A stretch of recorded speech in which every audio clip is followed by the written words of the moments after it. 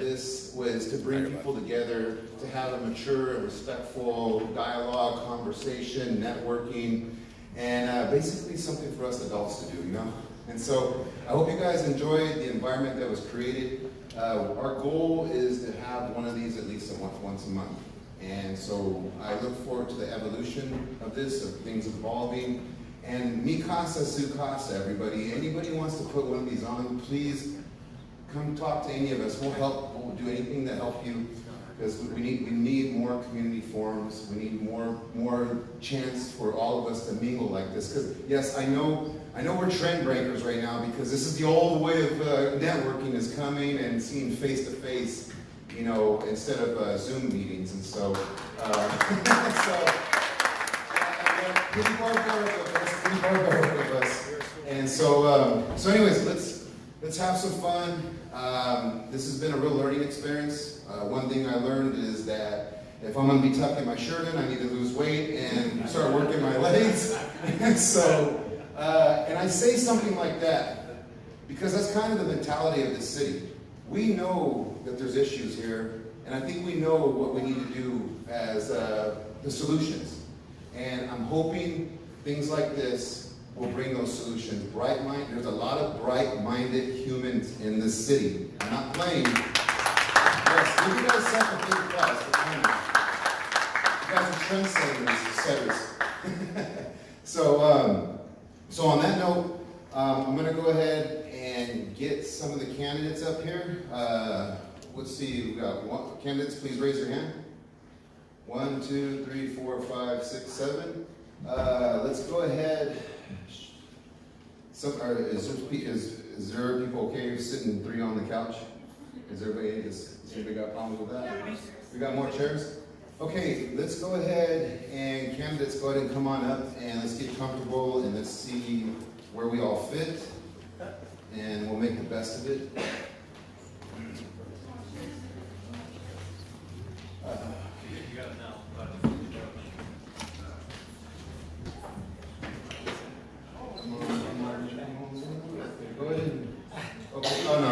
Two on that seat, Killer. Yeah, go ahead and set it up. Okay. All right. Thank you guys for all coming in and participating. Much love, much love. Thank you. All right. Everybody, please give a big round of applause for these guys, for these gentlemen. I hope right now this shows one quality about these candidates: courage. It takes a lot of courage to come up here and get in front of a crowd, and so I hope that this shows that, hey, you know what, no matter what about me as a candidate, I'm willing to come and put myself in comfortable situations to show you that I care about my city. So I think let's go ahead and get it started. Are we ready to get started off? Everybody ready? Yeah. Okay, let's go ahead and just start left to right. Is that okay with the gentlemen? Okay, first coming up, Mr. Dwight, Monroe, District 5. Sir, are you ready? It's yours.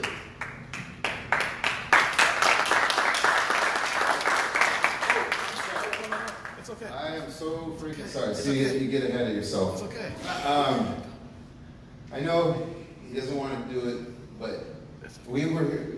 If you want to take one more seat, I'm sorry. I forgot something extremely important, and this is important for me to have something like this because we want to honor somebody that's done a lot of service for our community, and even my own self. I wouldn't be in this position if it wasn't for this great Vallejo human. He has consistently been doing something for our community for at least the last 2-3 years. A big time inspiration in my life. And what he offers to our community is a very important communication platform. He is the creator of Vallejo Facebook platforms, Vallejo Community, Vallejo Crime and Safety app, and so I want to honor him with a clock. And this was given to us by yesteryear's marketplace. It's a 100-plus-year-old craftsman, small grandfather clock. And this represents the time that he has put into our city and to the future of his time. Mr. Sean West, if you don't mind coming up real quick.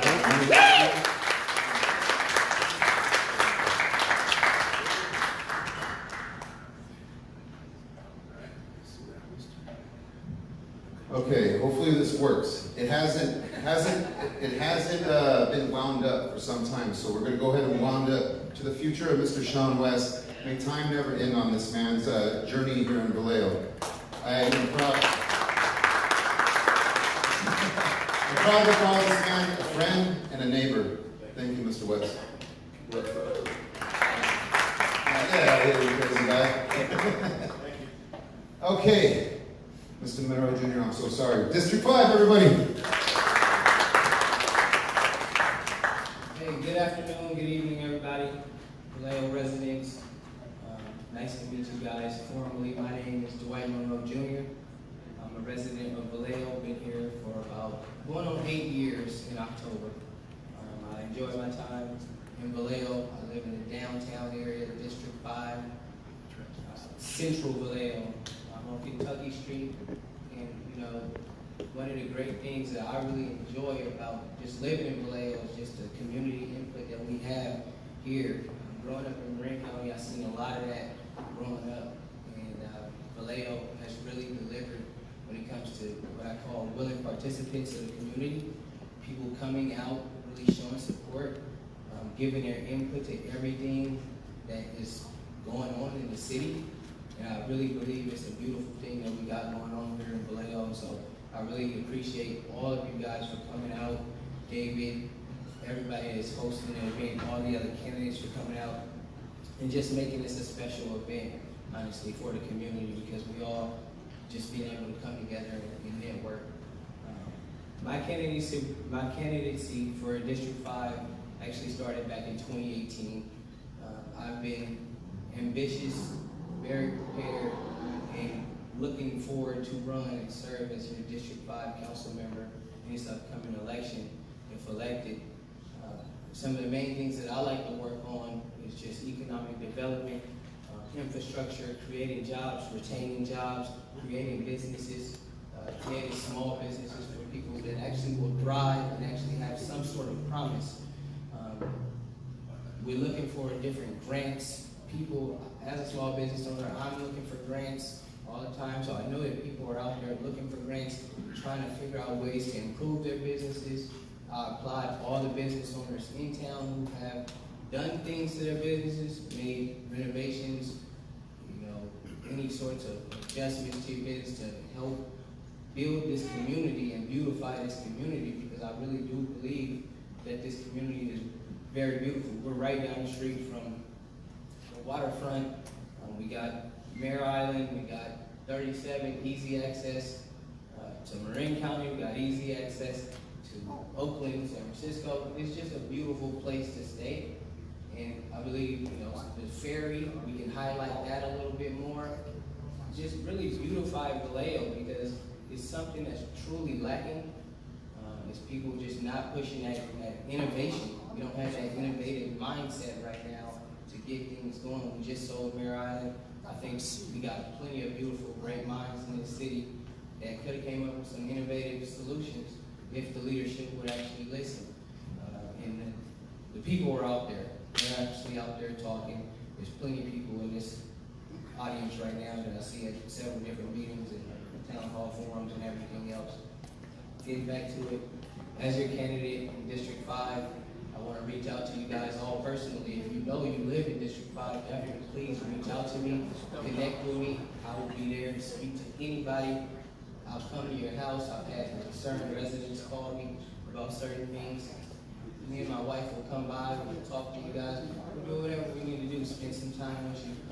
A lot of people just need to be heard, so they can be reiterated back to the city council and actually reflect on city council when we vote. And I hope to have all of your support, even if you go that's not in District 5, because I truly see that Vallejo is a great city that can be unified, and if all the districts are actually coming together and creating solutions, that's just gonna better the city in a whole. It's something I truly believe in. And I appreciate you guys' time, and thank you guys so much for attending this service. Thank you, sir. Awesome, awesome. Everybody, Dwight Monroe Jr., District 5. Just for the candidates, We're gonna go, just real quick, we're gonna go 5 minutes, sayers to talk about you, just like what he just did. And then after that, we're gonna go. Five? No. They have questions to answer. No, after. We're gonna do the questions after. I know, but we don't want to sit for 5 minutes. Why do it? Is 5 too long? Do we? Okay, 3 minutes, okay. Thank you, appreciate it. Okay, all right. Sounds good. Hey, you know what? We're all about, okay, so, go ahead and watch Mike Bergani. He's right there in the pothole gate. He's gonna let you know when it comes to 2 minutes to start rounding it up and then end it up. Okay, next coming up, Don Jordan, District 2. When he said 5 minutes, I almost fainted. All right, I'm Don Jordan. I've been in Vallejo 32 years. A lot of people in here know me. I've been in leadership positions. I'm not gonna run through the list. I've been in leadership positions in Vallejo since I got here, starting with the Boy Scouts of America. But the main reason I'm running is because I'm sick and tired of being sick and tired. And that's basically it. We have a system where we've gone through 4 or 5 different city managers, and out of 5 city managers, we've only really had one good one. I'm for a strong mayor system. If we can get the community together on how we want to have a strong mayor, because right now we have a city manager that they set the agenda for the city council meetings. The city council is basically just a policy. They do not run the city of Vallejo. So when you yell and scream at the city council people, they're looking at you and they're looking at the city manager saying, well, they said we can't say this, we can't do this, we can't do this. So it's either we're tired of the system that we're living under right now and we want a new system, or we're gonna put people in office that are gonna change the way things are going on at City Hall. And I tell everybody, I know every single person on my city council, every single one of them, and they're good people. But they have been trapped in a system that they can't control. And we have to have 4 city council people that think alike, that want to work alike, that's going to turn the city into what we want and not what somebody else wants. A young lady came up to me and asked me, was I part of the Jumpstart? I have never been part of Jumpstart. I'm a grassroots candidate. I have been an advocate in this city through all the different organizations I belong to. And I raised my family here. My kids have gone to school here. And I live to die. So if I'm going to do all that, if I'm going to die here, things got to change. So just take things, get to the point. If I'm elected, I'm going to work with Mayor McConnell. I'm going to work with Mina Diaz. I'm going to work with Ms. Ariola and make the changes that I hear you want to make. And that's the main reason I'm running. Thank you.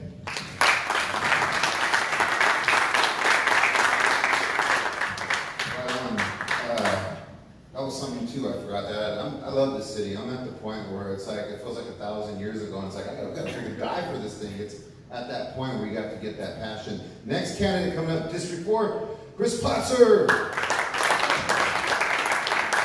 Thank you. Thank you all for being here. I moved to Vallejo before there were any Starbucks. And the police department was 30 years old. And if you know, now you can figure out how old I am. So I've been on a couple of commissions. I was on the Housing and Redevelopment Commission for 10 years. I was almost on the Planning Commission for 4 years until my cat photobombed a Zoom meeting. I was also the planning commissioner that voted, I guess you could say, for or some BMT, but I'd love to explain that vote to you if you're interested. So I've seen a lot. I'm also serving currently in my 4th year on the board for CCRC. And I understand the dynamics of the downtown very, very well. I have a pet project that I was also involved with for 7 years, which was the ad hoc fiber optics advisory committee, and we spent 7 years trying to help the city turn a municipal asset into a benefit for all of us. So all of our candidates tonight are going to say basically a variation on the same theme, which is growth and reform. So take what's good about Vallejo and make it even better. Take what's broke and fix it. We can all come up with our own list of what we like about Vallejo. I wouldn't live here if I didn't like Vallejo. And we all kind of know what needs fixing. And I can work, I hope, with my other counselors, if I should get elected, to making Vallejo a better place than it already is. Thank you.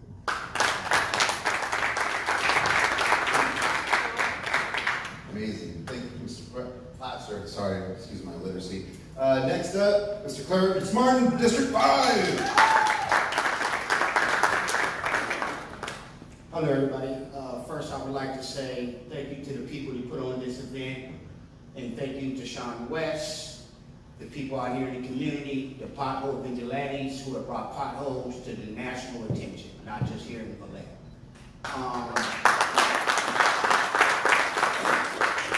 I'm here today. I do reside in District 5. At this time, I don't want to mislead the community and think that I am running for District 5.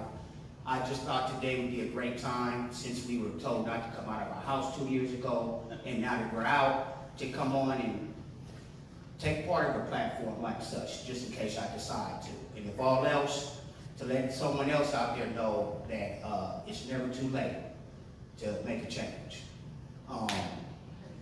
In the last 10 years, I have been personally a community activist. At 7 years ago, I didn't even know I was being an activist until somebody said, hey. So that's how I ended up here today.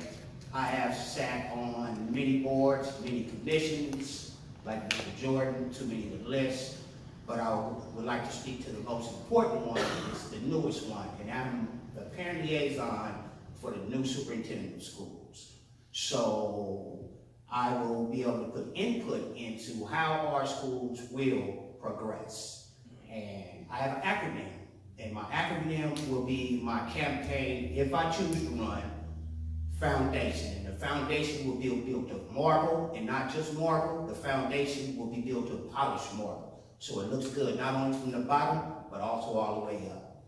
And that acronym is KIDS: kindness, intelligence, diversity, and safety. And that's what I will run on if I choose to run for District 5. Thank you.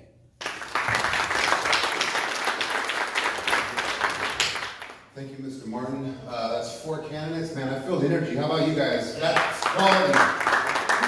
Mr. Toles, Garrett Toles, District 2. Go on down. Hello, everybody. I can feel everybody's beautiful energy in here. I'm very happy to be here. I can't say the least. You know, thank you for coming out. Thank you, David. Thank you, Jackie. Thank you, Mr. Sean West. I'll be running for District 2, North Vallejo. And that's basically, you know, up Crest, Meadows, and College Park. The issues over there, pretty deprived district. What I want to do is of course, you know, focus on vitality. I'd like to see us have more jobs out there. I'd like to see us become more unified. I want us to, you know, eventually be the Mecca of Vallejo. That's what I want for District 2. I think that once we become more unified, you know, there's strength in numbers. We'll eventually, you know, be that area that people, you know, may have looked at as you know, a district that had faults, but we're end up being the strongest district. That's what I see for District 2. In regards to, you know, my service for the community, I just believe in action. I believe in footwork. You know, I helped promote the Vallejo pothole gate vigilantes. They do wonderful things. I love them dearly. I helped them go to North Vallejo to fill potholes. We did get national attention. We brought it to Vallejo. Serving on the Police Chiefs Advisory Board for reform reasons. Code enforcement for reform reasons. And you know, I'm very excited. You know, that it's election time, and I can't wait to, you know, indulge in the political spirit. I just want everybody to come together, and that's what I stand for. So, thank you.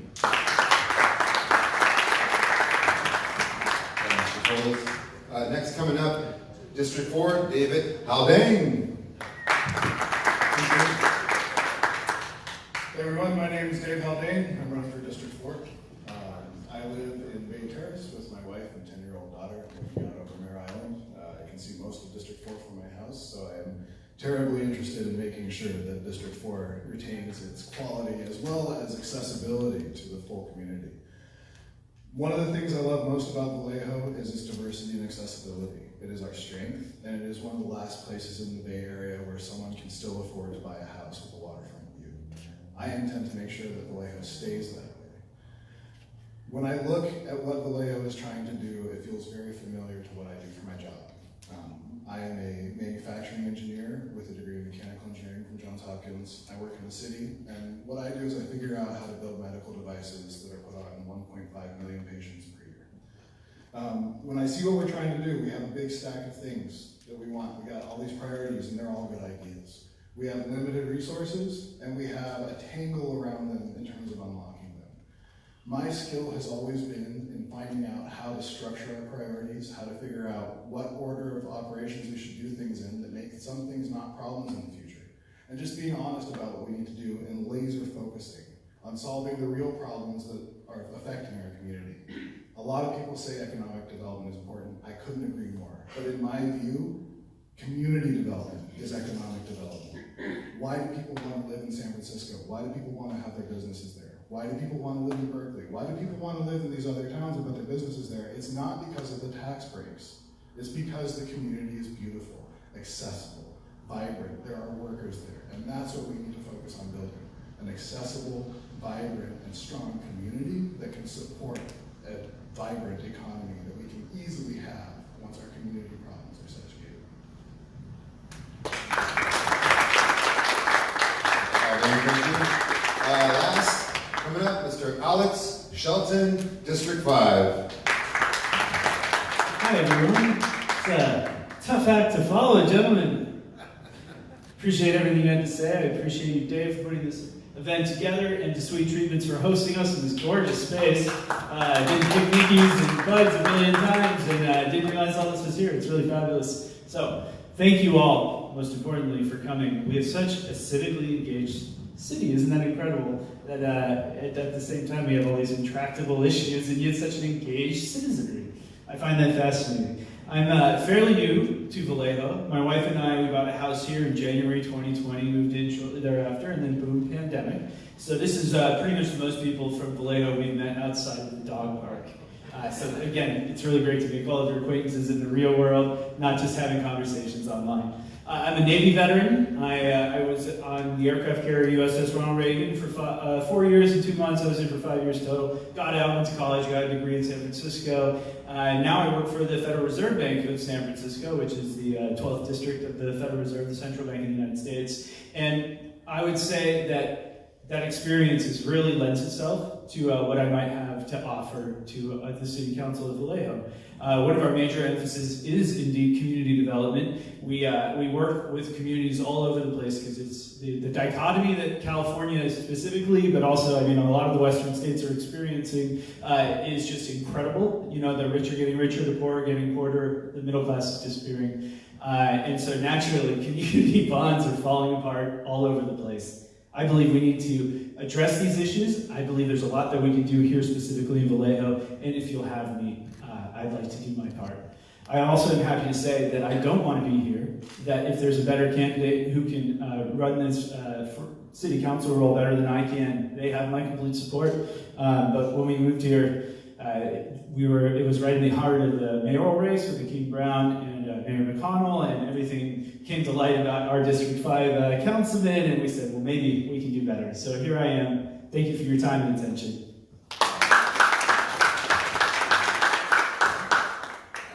Panel, thank you. Gentlemen, okay, now we're going to move to the stage. Our wonderful audience provided questions, and we're going to do like 2-3 minutes. I'm going to ask you gentlemen one question, and then you just go ahead and pass the mic to each other after you ask the question, and I'll come over here and grab it, and then we'll go to the next question. So before I get to the question, I want to just say something they asked me when we were doing the potholes. I tried to make this point that Vallejo had this reputation, and I just want to say whatever reputation we had, you folks are the ones that are changing this. Vallejo cares. that was what the whole pothole thing was about, was, hey man, the residents care about this city, and I just want to applaud you guys. Thanks for coming out, and all you folks, you good gentlemen coming out here. This is changing things. So let's go ahead and get into the questions. You guys ready? All right, let me get the cards. Okay, first question. Any ideas where we could have a new police station? Again, any ideas where we could have a new police station? And let's go ahead and start with Mr. Shelton, since he was last. There we go, sir. Oh, isn't this just the thorn in our sides of late? I understand, I've come to understand that more than just of late, that they essentially bought the building that's being proposed in secret, hid it from all of our fine voters, and I think this speaks to what Don was talking about, where the city manager essentially runs this town, and that is outrageous. We need to take the power back. It's apparently we just need 4 city councilors to vote for that. I can promise you that's something that will get my back on that, but I digress. I am not all that familiar. I don't have the grid laid out in my mind. It's not lost on me that we have this, was a $19 million building, and I know it seems tough to reward a police department that has constantly gotten on the wrong side of the citizens. But I mean, we do have this building. I wouldn't just forsake it necessarily. I at least want to hear what else we might do with it in the first place. But that said, I was in the Navy, as I mentioned, and I've been in my share of asbestos-lined walls and buildings, and it's a nightmare. If we're ever going to attract a quality police force, I guarantee that having infrastructure that makes them feel like they're not worthless as pieces of shit will go a long way toward attracting quality officers. So it sounds like one way or another we need a new building. I'm all for whatever makes sense. However, what I'm not for is wasting a bunch of time. I understand this issue's been going on for many years now and has gotten nowhere. Short of this, again, all these secret moves, which once again is outrageous. And so I'd like to stop spinning our wheels and actually gain some traction. However, I'm afraid I don't have a prepared answer for where that specific location might be. I just want one that makes sense for the taxpayers and one that makes sense for the police force themselves. And also, again, has maybe a few less OSHA violations. Wouldn't that be great? All right, thank you. Prior to the purchase of 400 Mare Island Way, there was a $7.5 million plan to revitalize the Amador location by using some temporary buildings while they rebuilt the building to standard. It is clear that the Amador location is not sufficient for the size of our police force or for what they need to do. However, they need to stick with the original plan. There are bigger problems than not having a new shiny new police station building. The building at 400 Mare Island Way is a low-quality construction. It is not a great location, and in my opinion, it was better as a playground in a stand of redwood trees.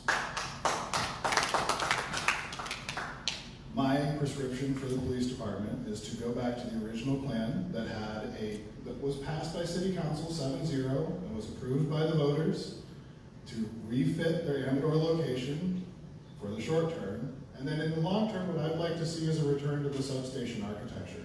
The VPD has already showed that they're open to this by appointing a lieutenant for each quadrant of the city, and I say give them each a substation. So we don't have to build a single, large, really expensive building, but several smaller ones that could actually distribute police action throughout the city and return us to the time when we did like working with our police department, when they had substations. So, original plan for Amador, open substations, and sell off that building on the waterfront as soon as possible because it's going to fall down.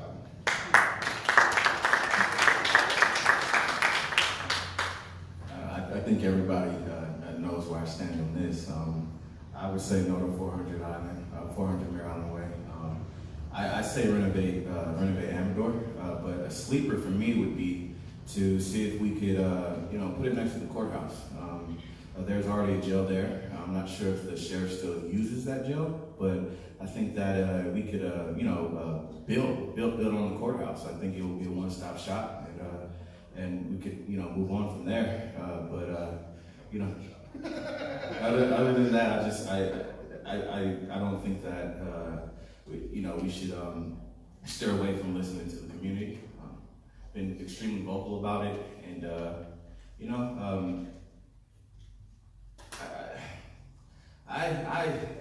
renovating Amador would be the best option to me, so that's where I stand.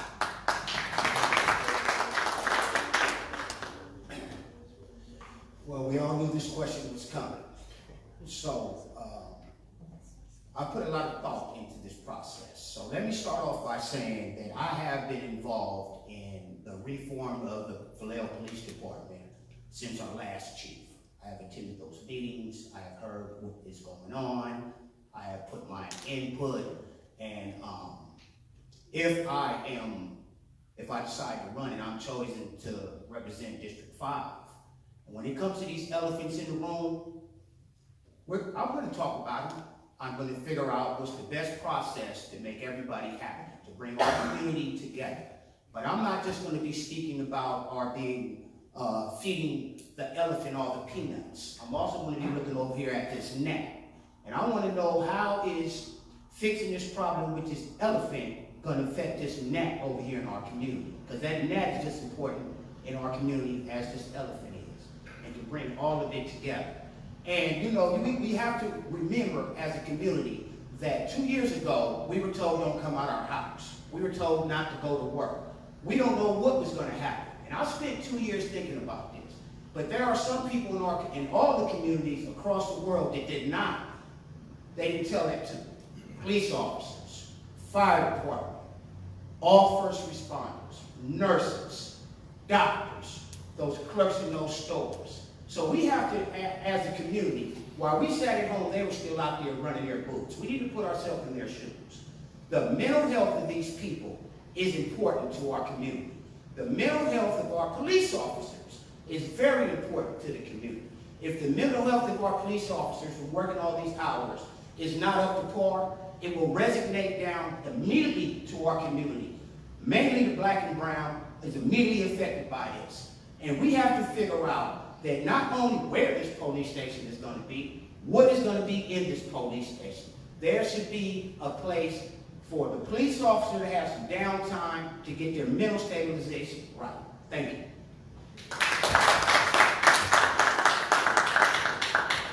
So when I moved to Vallejo, there were 5 police substations. One was on 250 Georgia, another one on Magazine in Sonoma. That charming building in City Park was a substation, and there were 2 others that I forgot where they were. When I was on the Planning Commission, the city staff presented the plan for 400 Mare Island Way, and in the staff report, they listed 96 other locations which were considered as possible sites for a police station. I asked them, so what's your plan B if this doesn't work out? The response was, there is no plan B. This is the optimal location for a police station. Well, I'm not going to agree with that statement, but I can tell you I firmly think that policing is an activity and not so much a location. And if you need a location, I would look to what the city of Salinas just did. They don't even call it a police station. It's called a public safety building. They did a wonderful job at constructing something that's accessible to the public. The city of Santa Barbara is in the process of rebuilding a police station. They spent 3 years reaching out to the community, asking them what they wanted in a police station. You know, there is a feng shui to how you build and construct a police station. It's simple little things like when the officer enters the building and goes to suit up in the locker room, and the door he leaves to get into his patrol car, there's a whole harmony there. There's also, you know, if you've been to the lobby at the 111 Amador, and you sat in that seat that must be designed for a 3rd grader, and spoke to the cop behind 3 inches of plexiglass, it's not the most inviting atmosphere in the world, and it's certainly not a place a woman would feel comfortable going to report that her husband just beat the crap out of her. You've got to build something that appeals to the community, and in that respect, there are some locations I would consider the Amador location the best from a central location standpoint. It needs to be rehabilitated. That's got to be obvious to everyone. There are other locations. One that was recently brought up was the old McKinley Elementary School on the 1100 block of Capitol, which is right, it's actually on the other side of the train tracks from the GVRD. Okay, I'm sorry. I got more ideas if you want to hear them. Other way.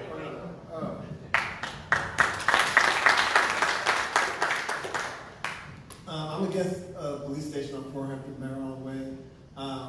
My idea was to basically tear down the current police station because it is all decrepit, the whole 9 yards, and building a brand new station, like you just said, one that is inviting to the public, one that comes to specifications that the police need, but it doesn't have to be a luxury hotel either. But it needs to be a new police station that is inviting to the public, and one that that will be on Amador Street.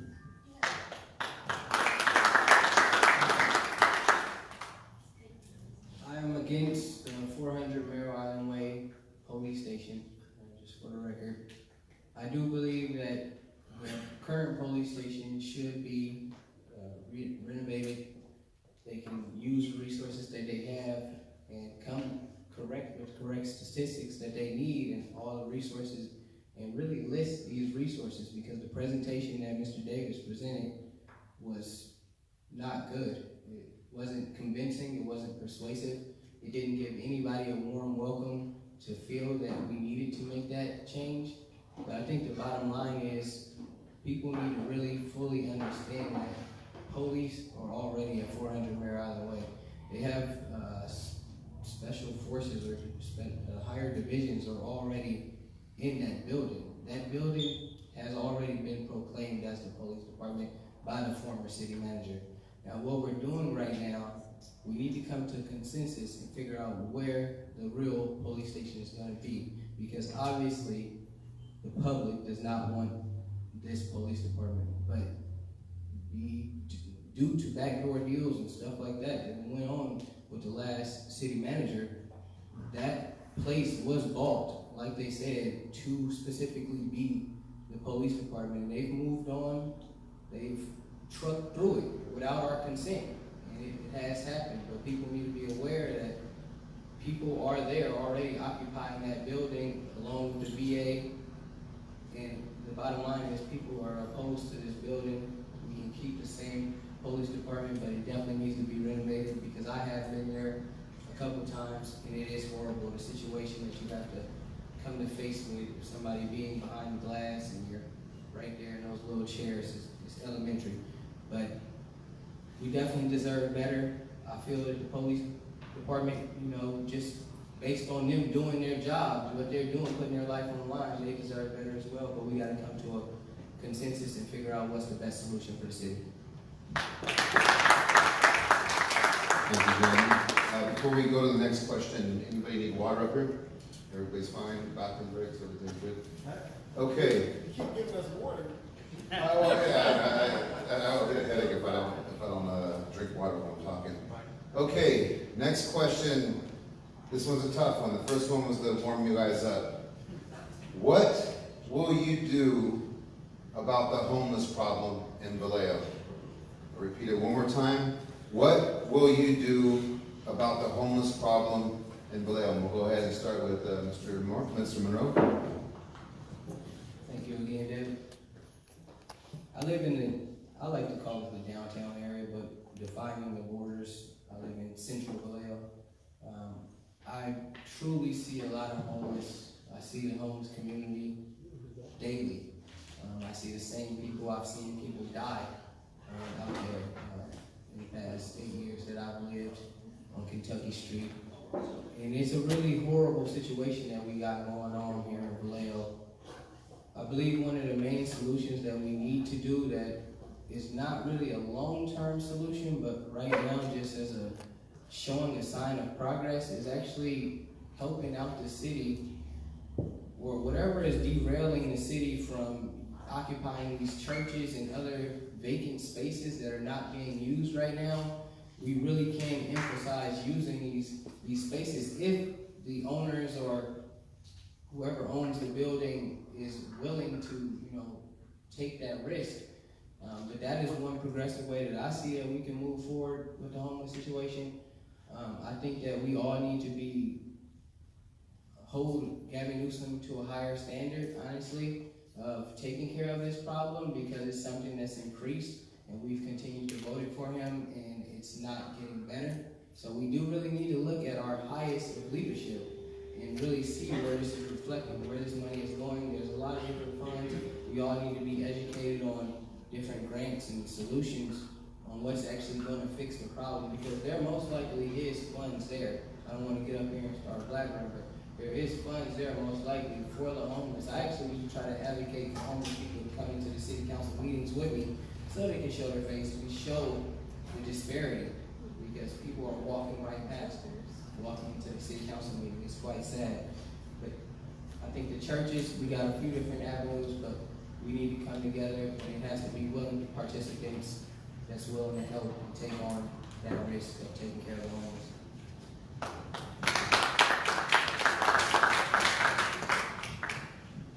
The homeless situation in Vallejo is basically nationwide. The county, the monies for the homeless program, just like Operation Room Key, and now they're coming up with a new one. The money comes from federal and state institutions, but the city somehow got wrapped into it, but they were responsible for it, and it just became crazy. Because if you're gonna say, we're gonna look on these people every day, and then you don't look on them for 3-4 days, now you take the liability from the county and put it on yourself. We have to better manage how we are getting state and federal money and putting it to better use. Because we only have really 2 homeless shelters in the city of Vallejo. And nobody, and it's like everybody keeps kicking it down the road. All we want to do is keep moving people around the city from one lot to another lot, and it's not fair to them. It's not fair to us as residents of the city, and it's not fair to the environment that we wanted to portray for the city of Vallejo. So my whole thing is as city council, we getting together, stop playing around with this navigation center that's never going to get built. Decide, we need to tell people either it's going to be on Mare Island, it's going to be at a vacant school, set up at least 50 to 100 beds facility, and operate it and stop playing games. Because all we're doing right now is playing games.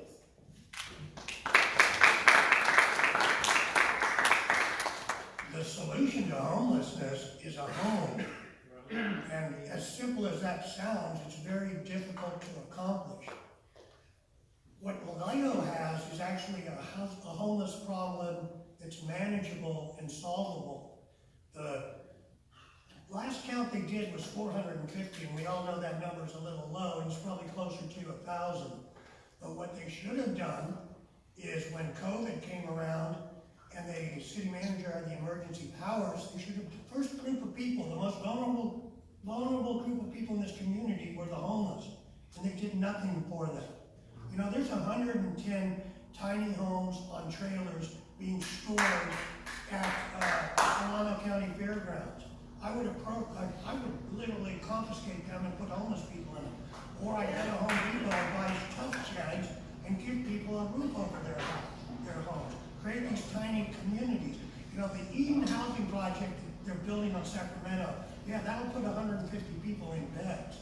But really, you give a person a roof over their head, and suddenly their life can turn around and they can become, you know, contributing members of society.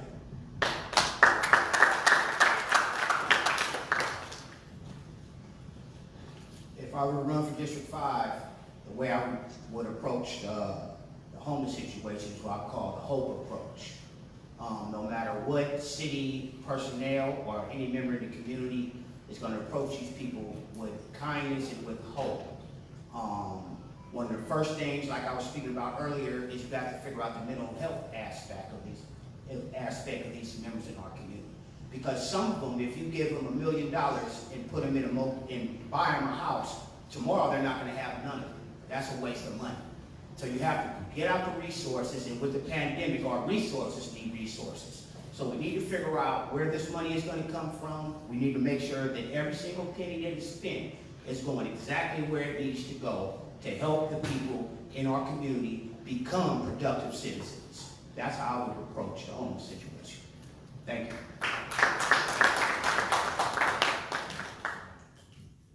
So I'd still like to see a navigation center up and running, just to challenge the city council. I'm tired of projects, coming and going, and nothing ever gets done. In regards to the unhoused community, I'd like to ensure that they have more, mental health resources. We've got to stay on the county. Right now the county's slacking on their part.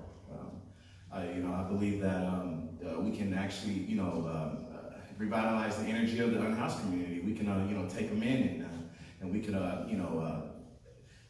we can get, build resumes for them. The ones that are capable, the ones that can actually go back into society and be a upstanding citizen. Like we can work on these people and give them hope. They deserve love and advocacy as well. And I think if we, attack all angles, our homeless problem, I don't want to call it homeless, our unhoused community would definitely benefit. So there's mine. I'm going to stand up for this one because this is my big one. Homelessness response, houselessness response is critical for us to do right now. Chris Platzer has it exactly right. There are 1,200 individuals who are considered houseless in Vallejo right now. 600 of them sleep outside. What we are doing right now is more expensive, more cruel, and less effective than anything else we could do right now. The response of the city is to, when there's an incident at a camp, they go with a bulldozer, they scrape the camp, they kick everybody out. Everything those people have struggled to scrape together out of literally nothing, because they have nothing, is trashed, is destroyed. They have to start over. They're all the way back down to the bottom. It's important to remember, when you look at things like the Paradise Fire, any of us are one bad day or one bad week from being that way. If I was out there on the waterfront living in a tent with my family because my house burned down, the city would kick me out. They'd scrape me off of there. There's nothing to do. The solution is really, really easy, and it's remarkable, and other cities are doing it. It's a safe camping and parking site. Other cities have shown that it costs approximately $50,000 a month to run. I propose that every district in Vallejo has a safe camping and parking site. We work on the district level with that representative. They choose a location, and now there's a place to be. And what does that solve? That means that the impact on the neighborhoods and parks is gone. The cost of cleaning up, the cost of crime, the cost of damage is gone. It's centralized. It also means that those really precious mental health resources, those resources that can help get someone on their feet, now they know where to find them. If you talk to anybody out there, like Dee Dee or Marnie or anyone who drives around the whole town trying to find them, they're spending most of their time in their car, not working. If they have somewhere to be, we can spend our time actually helping out. And finally, give them the tools to live in the way that we want. Give them a bathroom, some hot water, a place to wash their hands, an address. Give them a postbox. You can't apply to a job if you don't have an address. How do we expect them to do anything? So, safe camping and parking sites. And you nailed it. Homelessness is an issue that is very important to me. My father died on the Sacramento Delta wetlands in 2020. He had nowhere to go, and unfortunately we could not take him in his state. It was just disaster after disaster, and yeah, it's an issue that is near and dear to my heart for obvious reasons.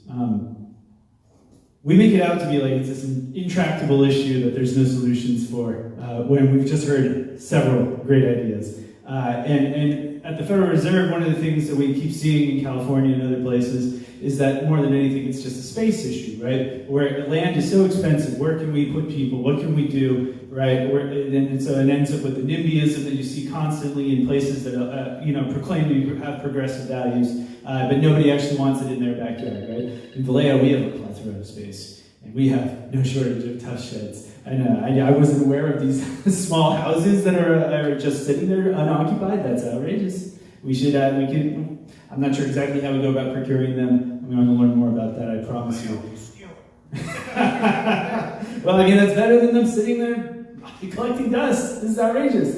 Anyway, there's the other issue that I want to touch on, people that are different than my dad. There are just so many people in the Bay Area who are just, as you said, one paycheck away from homelessness. There are people who live in their cars and still show up to 2 jobs a day. They make it work, but they're just one step from losing access to that or being forced to move it on down the road or whatever, and they can't go to their job anymore. It's really a dangerous point that we are at. And so I also would like to see more economic development issues, or campaigns in order to beef up people's resumes, as you said, to improve job prospects, to keep people from going off that cliff. Thank you. Awesome, gentlemen. Okay, before we go to the next question, I want to recognize someone that, being up here, my mind slips, but I really want to recognize someone that means a lot to me. He's 91 years old, sitting right in front of me, hey, Mr. Michelson. Mr. Joe Michelson, he's a Korean War veteran, and he's been a big supporter of me for the last couple of years. I would never know a lot of the people that I've met, like especially Mayor McConnell, if it wasn't for Mr. Michelson. And I'd love, if you don't mind, would you like to give one or two sentences or a minute to give some advice or something towards the candidates? You can say something to the candidates for us. Mr. Joe Michelson.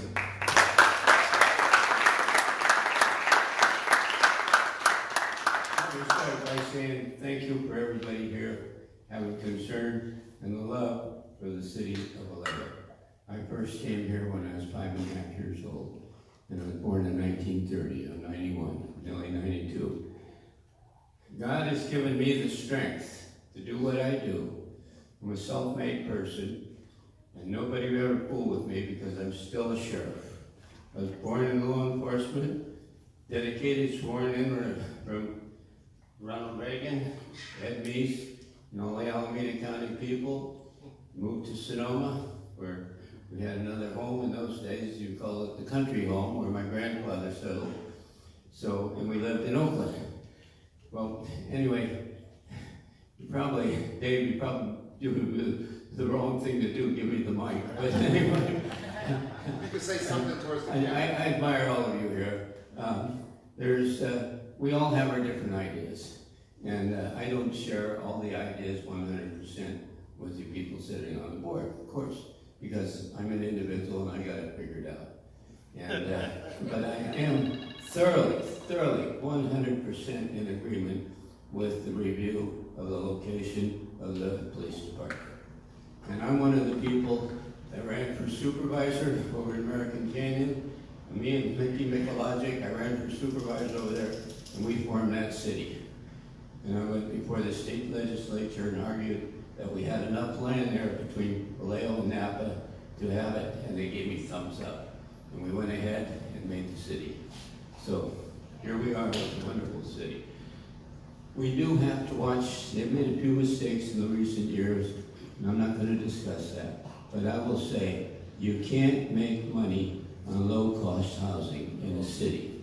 The city has to have viable funds where you don't have to support police and fire and all that type of infrastructure. And right now, that's costing the city of American Canyon an awful lot of money. They made a mistake by letting the developers come in and have their way. But anyway, we're not going to get into all this, and I just want to thank you. I have some things I'd like to hand out with my number on it to all the people on board here. And I'm going to get out of here because I'm tired of hearing this stuff. So, and I want to thank you again.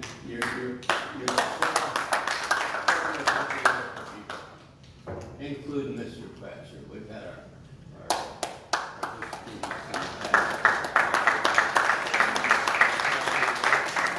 I want to say thank you. Here's the guy right here. He's the future. He's great. And of course, Jackie, I don't know where she's at, but I want to thank her for making this place available at a donation to this type of meeting once a month. I'll be here. I hope all you can be here. And I'd like to see all of you win, but we can only put so many people on the 5th district, okay? Thank you very much. God love you. Joe Michelson. And newlywed Joe Michelson, 3 months. Barbie, congratulations. Okay. Everybody. I have something I'd like to say to the group up there. Hold on. Everybody, Mike Pagani. The small houses you see at the fairgrounds belongs to a timeshare outfit in Napa. So they bring them out here there for the winter because they're in the floodplain, and bring them back in the summer, so you won't see them there in the next, probably 30 days. Just in case she's one of those. 30 days. Just wanted to put that straight. Okay, audience, everybody's doing good still? Everybody doing good? Okay. Let's go to the next question. You know, I kind of, I mean, people that help put this together might get mad at me, but I'd love to have one question that's actually asked from the audience members. Do you guys feel comfortable about that? Is there an audience member that like to ask a question? My question I wrote down, so. Would you like to answer it? Ask it? It's in writing. Okay. Well, I'd rather have the audience participate. So go. Okay. Go ahead and state your name. Mark Lampkin, and you have my question right there. Okay. Go ahead and answer.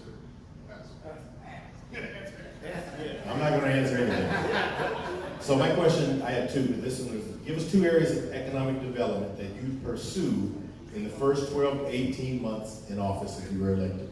So give us 2 areas of economic development that you'd pursue in the first 12 to 18 months in office if elected. Thank you, sir. Okay.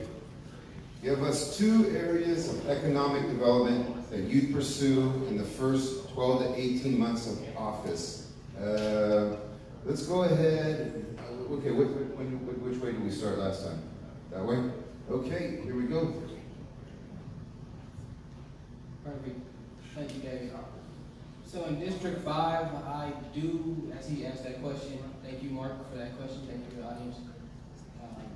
I do see 2 spots that I see economic development going on. I believe that District 5, it goes a long way, especially when you go down Broadway. We got currently, a really bad situation going on Couch Street. There's a lot of land there. I see lots for sale just everywhere, especially along Couch Street. It's a very long boulevard, or however you say it. Couch Street is pretty much being occupied by the unhoused community right now. Whoever owns that land, they need to be held accountable, actually creating something there to beautify the city, because we just got big gaps along various areas of the district, and I've been here for 8 years. I haven't seen any sort of development on these plots of land. The second one is the unincorporated area that they actually just kind of excluded in the district election boundaries. If this area is just so unoccupied, and they're willing to even exclude those voters for whatever reasons with the mapping, we can do something with that area. It can benefit the Vallejo community somehow. They're just going to throw that area away. It doesn't mean anything to anybody. They've even disregarded you as voting. That should wake us up and say, hey, something can be done, but somebody owns this land. We got to figure it out. We got to hold people accountable to actually beautify our city instead of just holding on to the land and not doing anything with it. Thank you. For District 2, basically deal with Walmart. The old Walmart Center on Broadway. It's been sitting vacant for over 10 years now. It's basically become an eyesore. And then working on Broadway itself, because that area, we just got the new dialysis center, but the rest of it's just, like he's saying, just sitting vacant land and is not being developed. I always thought about having a convention center come to Vallejo and having it in North Vallejo because it's the gateway to Napa. The other thing would be to,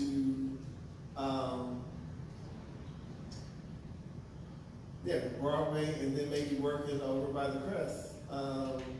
We have that restaurant over there that's been sitting vacant forever, and working out on the strip mall over there, trying to bring that back. I can give you 2 areas I've actually been actively engaged in. One was the 7 years I've been on the Fiber Optic Advisory Committee, and we were trying to use broadband access to municipal broadband as a driver for attracting businesses that require broadband to be successful, and also to make it almost mandated be put into all new commercial and residential construction. The second area that I would consider would be the downtown, with a particular focus on turning the blighted alleys into beautiful, bikeable, walkable areas of commerce. Because the challenge you have in the downtown is, when it was a thriving downtown with 4 department stores, you had 5,000 square feet of retail space that nobody needs anymore. But if you could take that space, cut it in half, cut it into 4 pieces, provide access from the alleys so that the businesses that actually do thrive in the downtown, and there are many that do, they're small mom and pop shops, they're beauticians, they're barbers, there are ladies that do fingernails. Those are the kinds of businesses that succeed, but the spaces right now in the downtown are too big to accommodate what could otherwise be a thriving and vital downtown.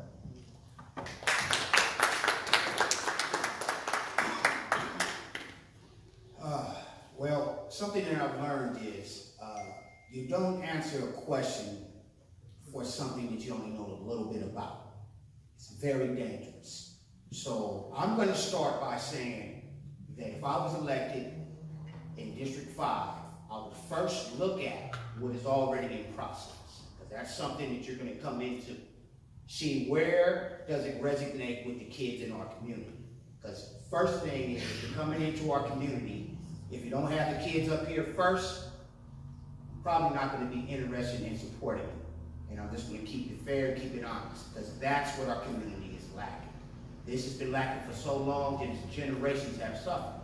And you know, we need to try to turn the corner on that. Also, very first thing, the first day, is you got to look into safety. Because nobody's coming to a city and opening up no business if they do not feel safe. So if you don't tackle the safety of the community first, there is no economic development. Thank you.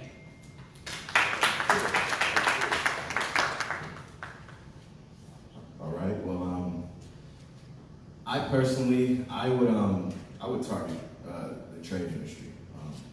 I believe in second chance opportunities, especially in North Vallejo. I'd like to see more development, of course, but people just need opportunities. We need to ensure that people have a chance. And I believe the trade industry would give them a chance. I'd like to see tech companies come out here. I mean, you know, we have the ferry, we have the waterfront. We can, you know, travel to San Francisco. Let's bring some tech companies out here. Let's, you know, but of course we have to have people that have enough charisma to attract those businesses out here. But I think the tech company will be great. And of course, investing in the youth, having sports complexes. I'm not sure if it hurt anybody else's heart, but when Mare Island Sports Complex closed down, that hurt me.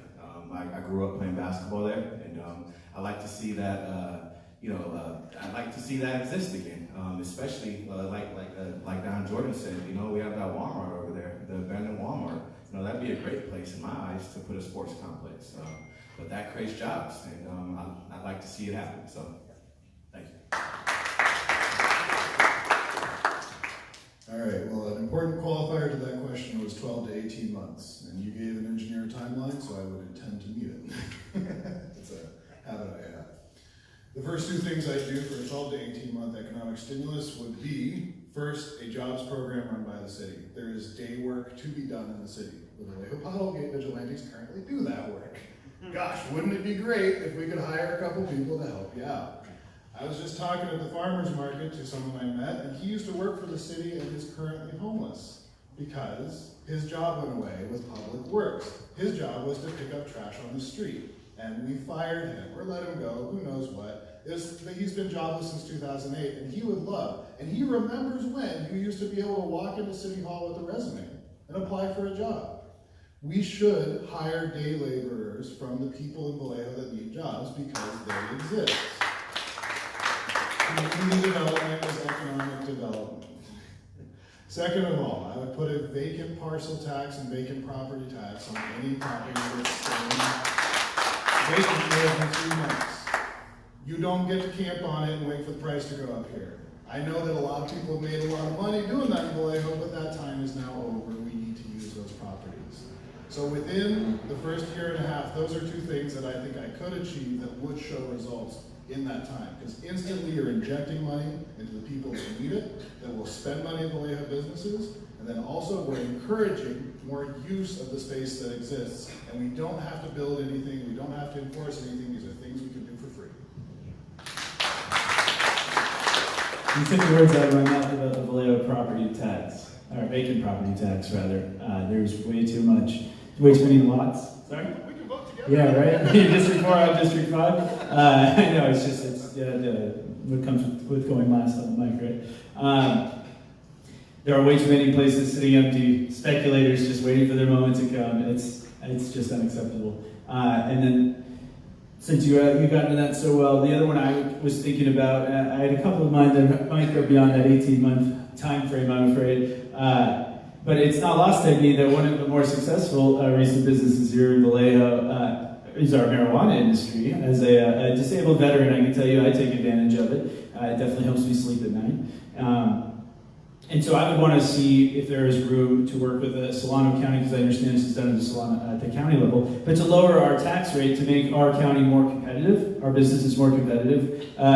It's a pretty much, most of the counties around us are all around, like there's a 25% sales tax on marijuana products, and that's great, it goes to schools. But if we can make our county a little more competitive, we can get that much more consumers visiting Vallejo and talking about the green dream coming true here. You know, these are local business owners. This is money that we're going to keep in Vallejo. We're going to bring in outsiders, and they're going to spend their dollars here. And if I might jump into one that might be a little more long-winded, but one of the great successes that I've become aware of late is that they're slated to reopen one of the dry docks on Mare Island. I spent some time in Bremerton, Washington, which is a shipyard, big shipyard up in Washington State, and while the town also has its own history of issues, there's a lot of money that comes in every day from shipyard workers who are turning wrenches and welding plates, and then they're hungry, they want to drink after work, et cetera, et cetera. And on Mare Island, we have no shortage of space, again, and facilities. We have the infrastructure in place. Obviously, some investment will be needed to get things up to spec. However,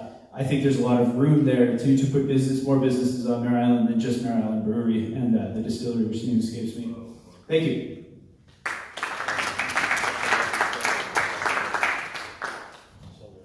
Good job, gentlemen. Good job. That was awesome.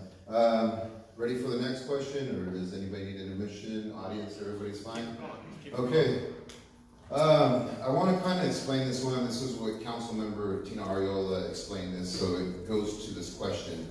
ARPA funds, the American Rescue Plan, what I understand is that money is supposed to go to anything that was affected by COVID, and it's supposed to be spread out through all of the districts.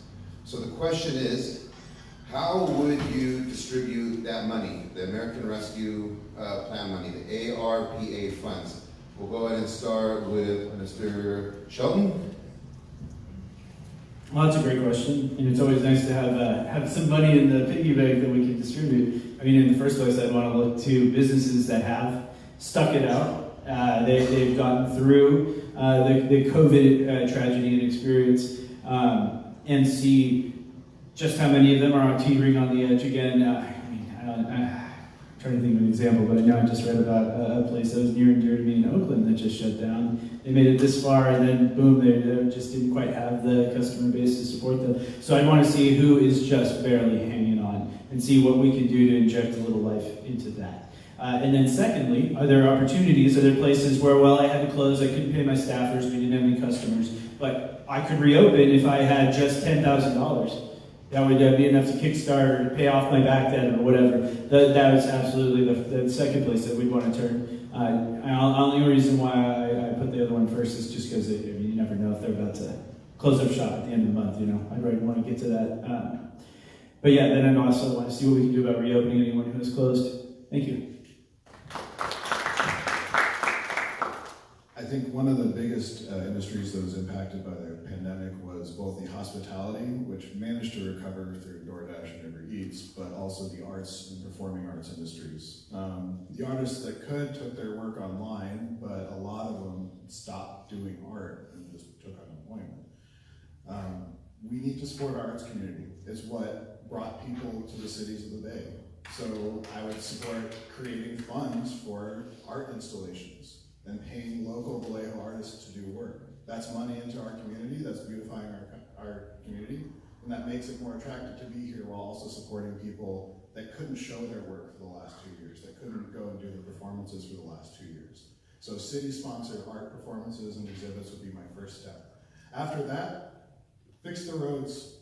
We lost taxes because of the pandemic. We did. We lost road taxes, gas taxes were down. So all the funding for fixing roads went down. Yes, we need to have a safe community to have businesses come, but also part of that is the safety of your frickin' car.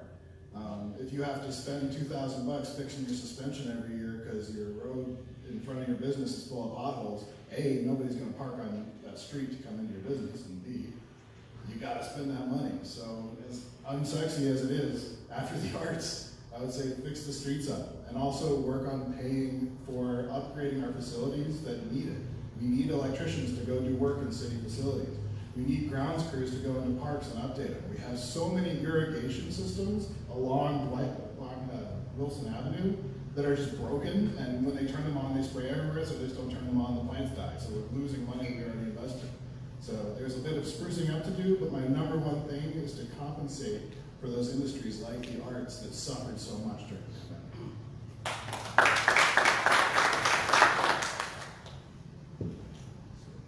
I would, if I had $13 million for ARPA funding, I would want to, of course, solve our unhoused community problem. I'd want to, of course, target mental health resources.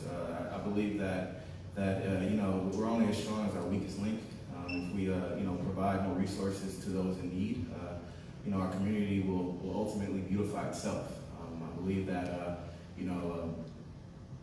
let's say crime prevention as well. I'd also say, I'd actually invest in our nonprofits, to be honest. I would love to do that. There's a lot of nonprofits out there that put in the work that the city isn't doing, put in the work that we all need. We all need to progress. And I'd like to see nonprofits actually get some of that money. And I'd also like to, put that ARPA funding towards navigation center. That's where I like to put it. So.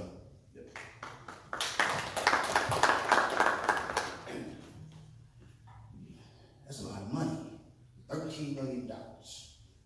The first thing I would probably do if I had the discretion of where that money would go is I would start with figuring out how we can make something for the whole community.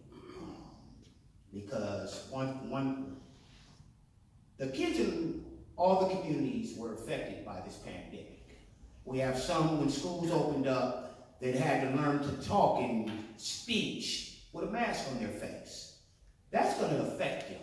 That's not the way it's done.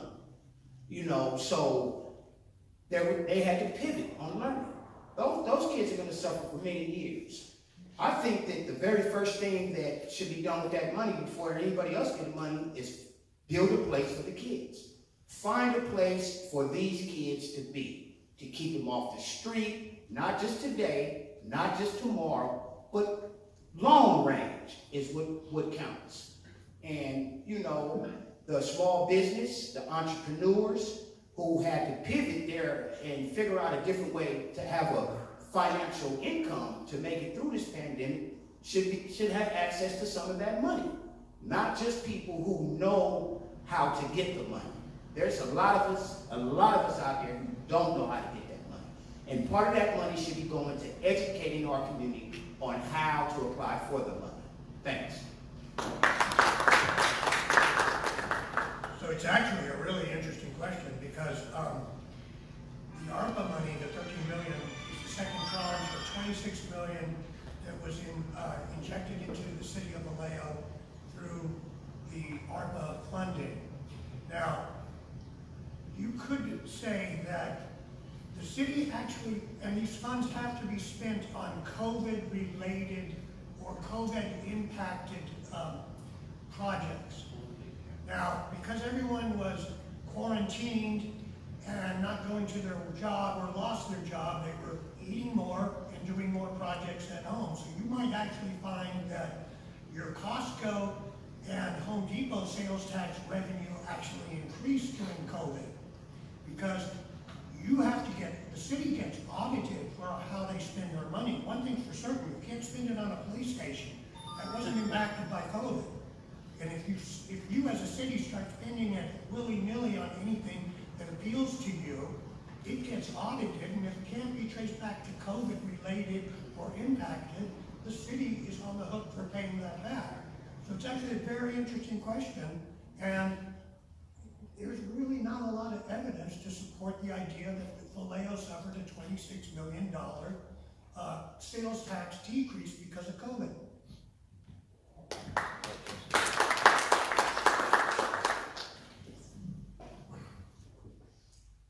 It's too many to name. I mean, Izzy's place on Georgia Street got shut down because her business got shut down. You had people that can't pay their rent. The state of California promised that they would pay for people that could not afford to pay their rent. Only 20% have gotten paid.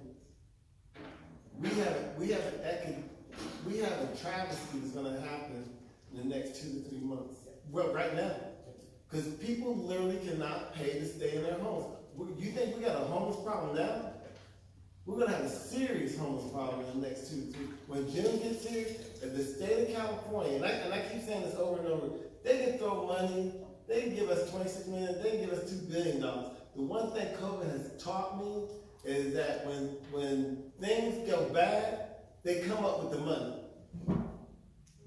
They paid everybody in the United States over $10,000 per person. Money's not the issue. Money is not the issue. The issue is putting money and resources where they're needed and stop playing games and making people rich and keeping people poor. That's what it breaks down to. So for me, it's taking the resources, stop playing games with us. Taking the resources, like he said, and Garrett's right on. Deal with the homeless problem. Deal with mental health. COVID is the biggest mental health incident ever in the United States. We got to deal with the mental health in this community because people are suffering. We have to deal with the homeless situation, and that's mental health. We need to do a survey. We need to sit down, write down our needs and our wants, and then say, this is our list. This is what we need. And stop just throwing money at the wall. Thank you for the question again. With the $13 million that we still have available for funds, something that I was just pondering on, luckily I was the last person to present, but I actually was thinking about it before Chris Platzer actually spoke on it. We actually need to know, what these funds are, and really figure out where we're going to spend this money, how we're going to do it, and really come with a real timeline and outline of why we want these funds spent. But we need to remember, they only focus on what was related to COVID. Only thing that I can see that was related to COVID here in Vallejo that we could expedite this money to would be, as these people are bringing to everybody's attention, is the mental health, just a horrible cycle of mental health that is going to keep proceeding.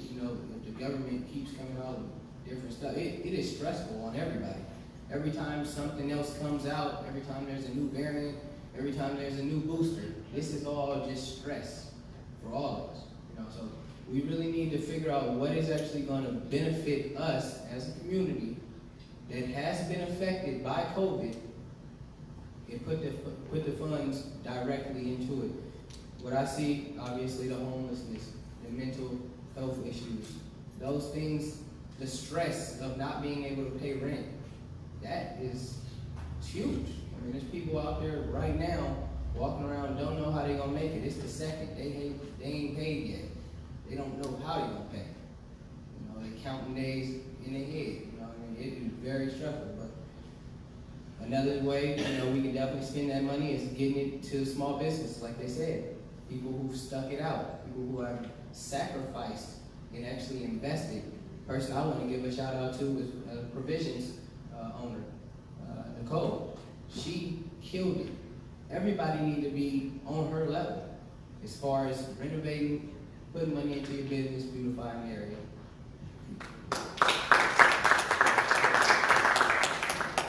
Okay, I'm going to ask one last question, and then after that, I'd like to turn it to the audience and allow all you to participate. And when that happens, if you guys try to keep it short for the audience, we can get as many, so try to get it down to less than a minute. That's okay with you, gentlemen?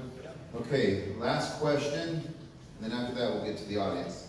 What all will you do or be doing if you do not get elected? Be honest and be brief. So one more time. What all will you do or be doing if you do not get elected? Be honest and be brief. Which side did we start last time? So we're going to go this way. Okay. Briefly, if not elected, I will continue to work for this community as a public servant. I consider myself a public servant first. I believe politics, it's all fun and games, it's a fancy word, but we need to get back to the root of this, and it's public service. So if you're not elected, we all are expected, and I feel obligated to be out in the community and showing my face, creating outreach, trying to find people with just trying to create solutions for the community, and really, like I say, pick their brain. I want to speak to everybody who's vocal. I want to speak to everybody who has an input. It's just huge, but that's the main thing, just getting back to it, finding everything, and really getting down to the bottom line of everything, honestly.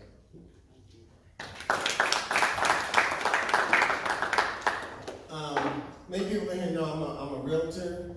I'm the local president for the African American Realtors in Solano County.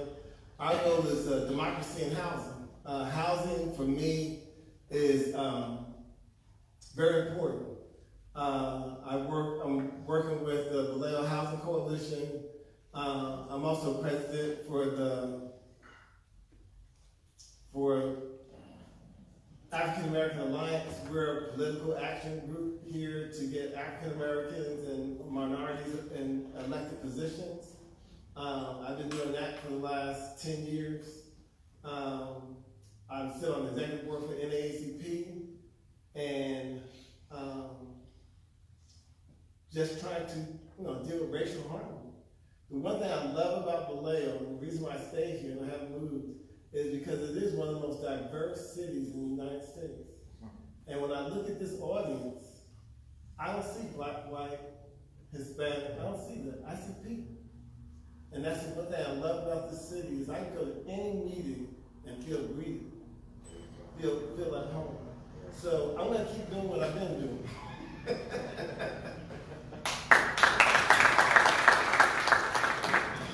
I'm going to keep doing what I'm doing now, and that's, I'm on the beautification committee for the CCRC, which is the Downtown Business and Property Owners Association. I want to turn the alleys from light to beauty, one alley at a time. And there are simple little ways of doing that. And if you haven't seen a good example of how it can be done, go to the 300, 400 block of Indian Alley, and look how improved it looks. And the city didn't do anything in terms of expending resources to do that.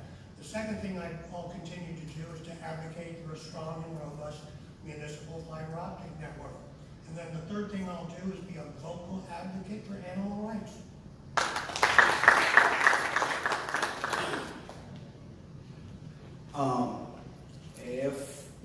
I don't even know if I'm going to run for office. I just thought this would be a great platform to see how it would be. Like with my opening statement, I have been active in the community for quite some time, many years. I have a son, I brought my kids here from Hayward Unified School District, and that was that's a long time ago, like 10 years. So what I've been doing for the 10 years, I'm just going to continue to do it. That's about it. Thank you.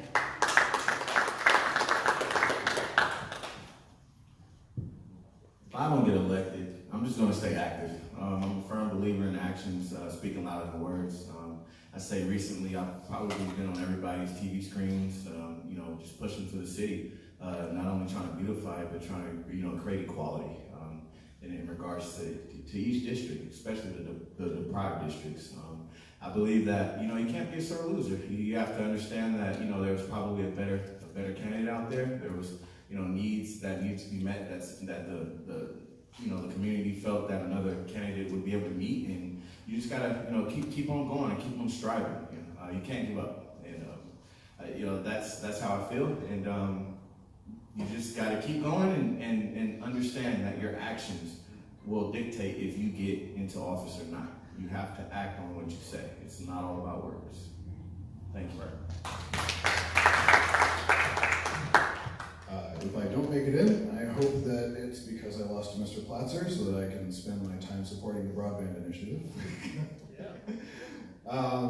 What I currently do is, you know, I help homeless people when I can with cleanups and helping them move, or, you know, give them some mentorship. I try to improve my community through trash pickups. I fix a couple potholes in front of my house.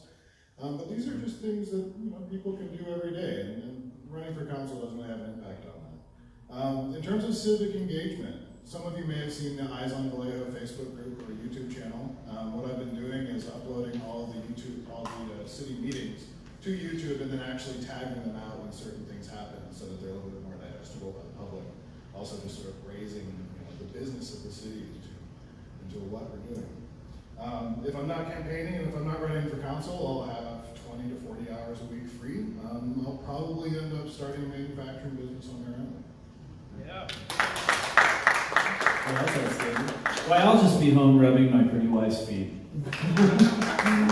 Thank you, dear. I have a 5-month-old, and so I'm only, every day is a new adventure, and I'm learning a lot about fatherhood. And that's honestly, it's half the reason I'm here in front of you, is because we are raising this child here in Vallejo, and we want to make it a better place. So whether or not I'm a city councilman for District 5, I will be out in the community. You will all be sick of me. I'm sure I will be writing you, I will be calling you, I will be texting you, I'll be standing up at meetings. We have a lot of time lost due to COVID that I intend to make up for.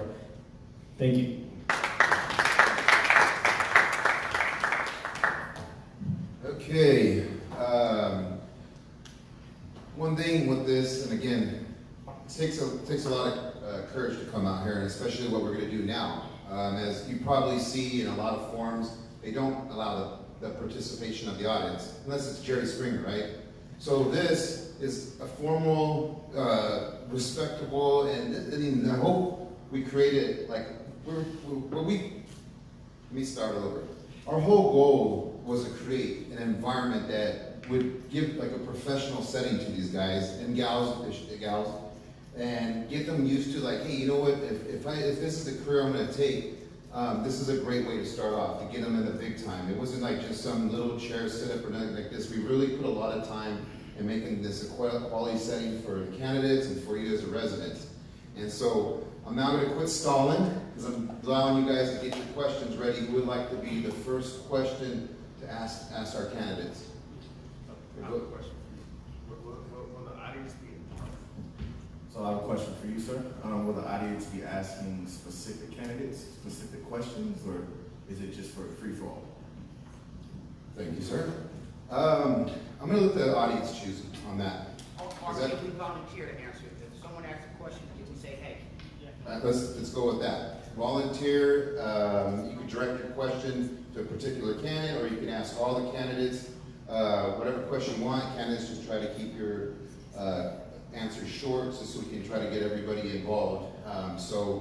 Would anybody like to start off with asking the first question? Okay, let's go ahead and run down there. And please state your name, and if you know what district you're from. I'm in District 4, I'm District 4. I have a question for Don. In regards to the strong mayor system, what do you think would be required would it require a citizen ballot? And what would be required to get that ballot up and going? Thank you. I don't need a mic. I don't need a mic. Interesting. I really don't need a mic.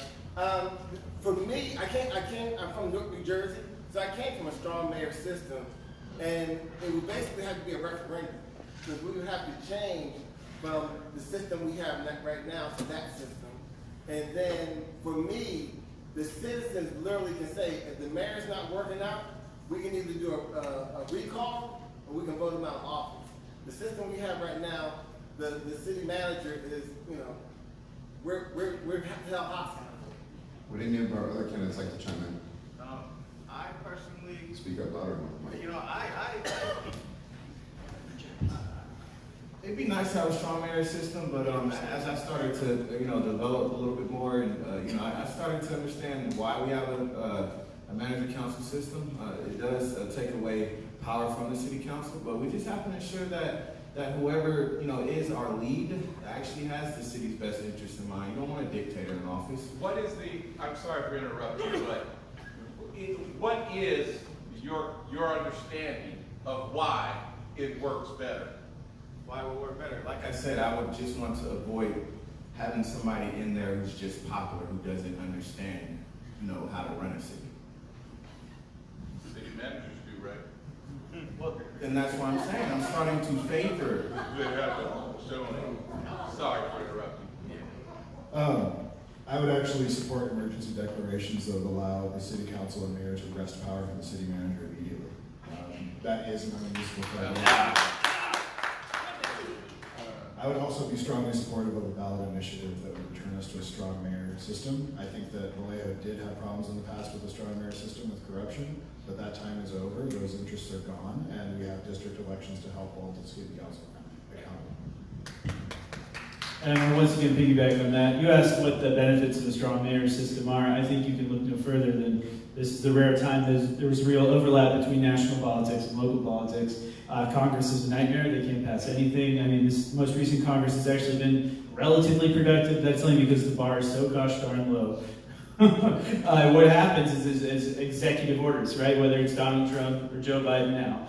It's executive orders are written and put into effect and then contested in the courts and potentially overturned. But that's the only way anything gets done. And at least when you sign an executive order, something happens immediately. The military changes its policy about don't ask, don't tell. It happens instantly. The EPA changes the regulations instantly. Everything. Like so when you wake up tomorrow, it's midnight, new policies in effect, and those are the rules. So I do believe that it could potentially alleviate a lot of these issues where, again, we're just spinning our wheels and nothing's actually getting done. It's all talk because you need to find a majority vote. Thank you. So a strong mayor model would require an amendment to the charter, which would have to mean it goes to the voters to decide. I think Vallejo's in this odd position. We're a very small, big city, and we're a very big, small city. But when you run for city council, you're basically a volunteer that doesn't get paid very much. If you do it the way they do it in Oakland, where the mayor makes a living salary and has dedicated staff, and each city councilor is paid a fair salary and has dedicated support staff, you would see a lot different city than what you're seeing right now.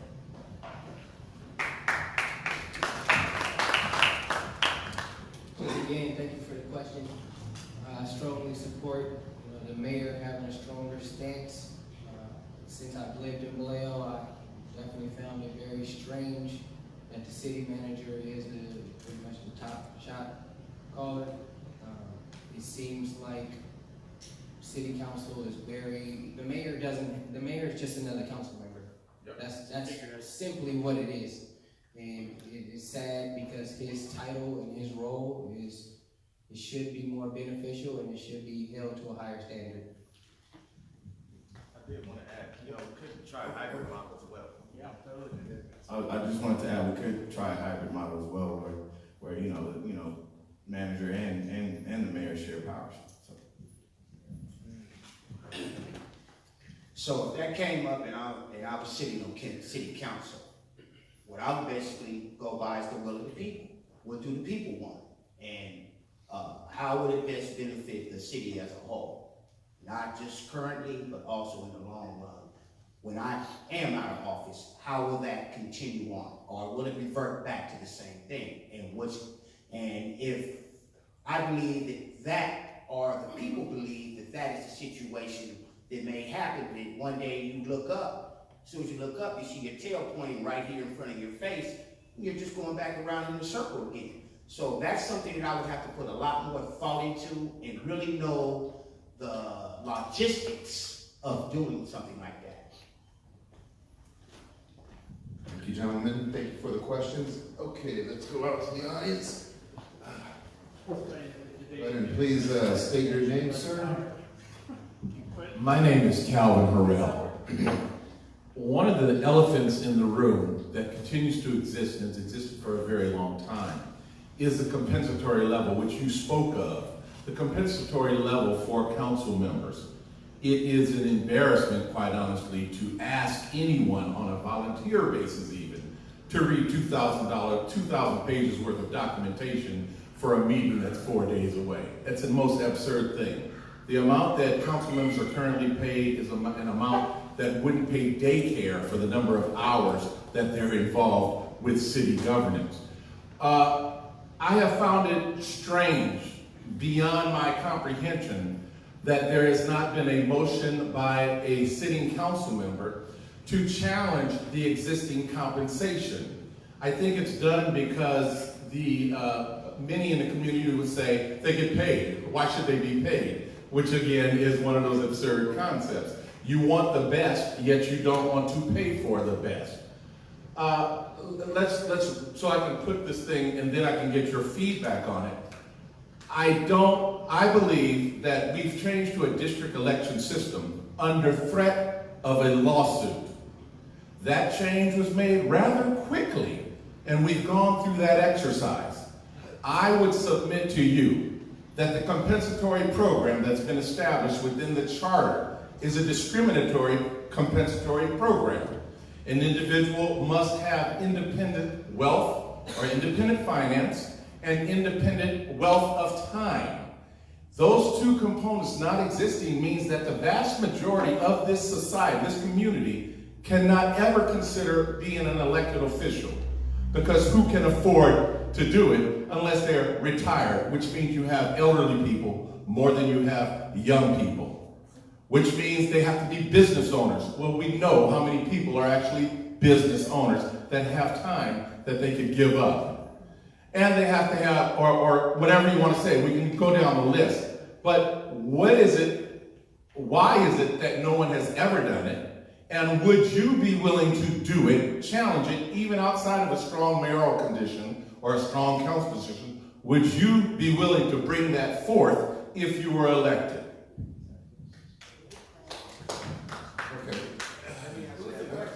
Okay, question is, I think, for all of them. Go ahead and say the question. The question is for all of you. And that is, would you be willing to bring forth for consideration an increase in the compensation for council members to eliminate the discriminatory process of our election system? Thank you, Mr. Harrell. Okay, who wants to do first? Okay, let's go. Mr. Martin.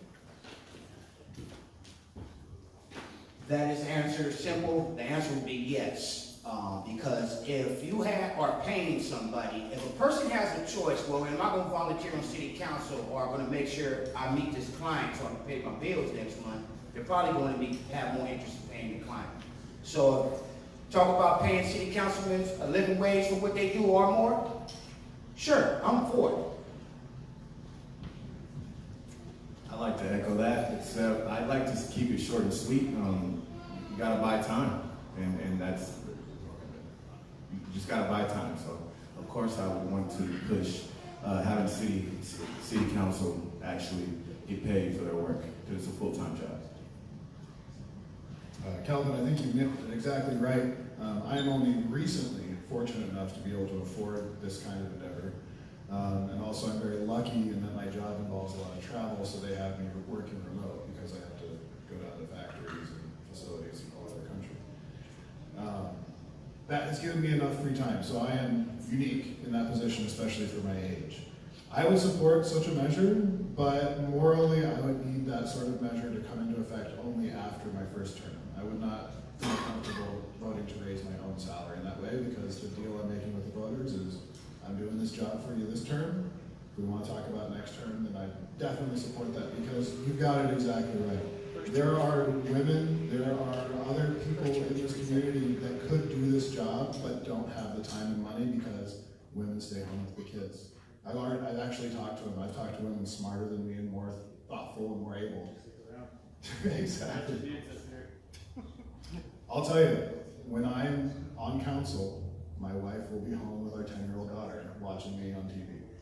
And that is an unfortunate kink of our society, and I wish I could do the same for her, but she just doesn't like talking to people as much as I do.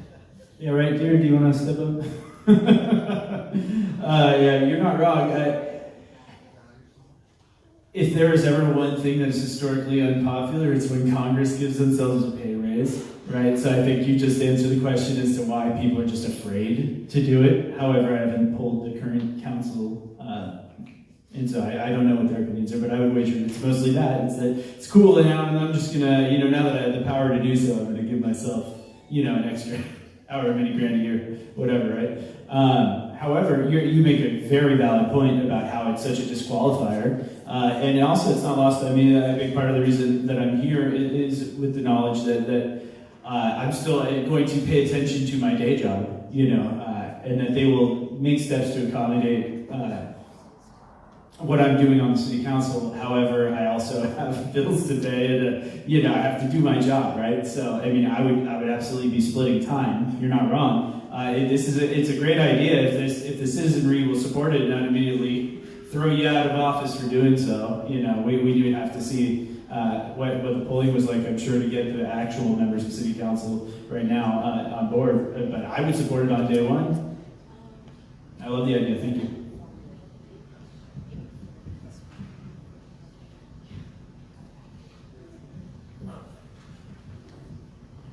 I'm the one that basically thought, that's like I said, I lived under that system.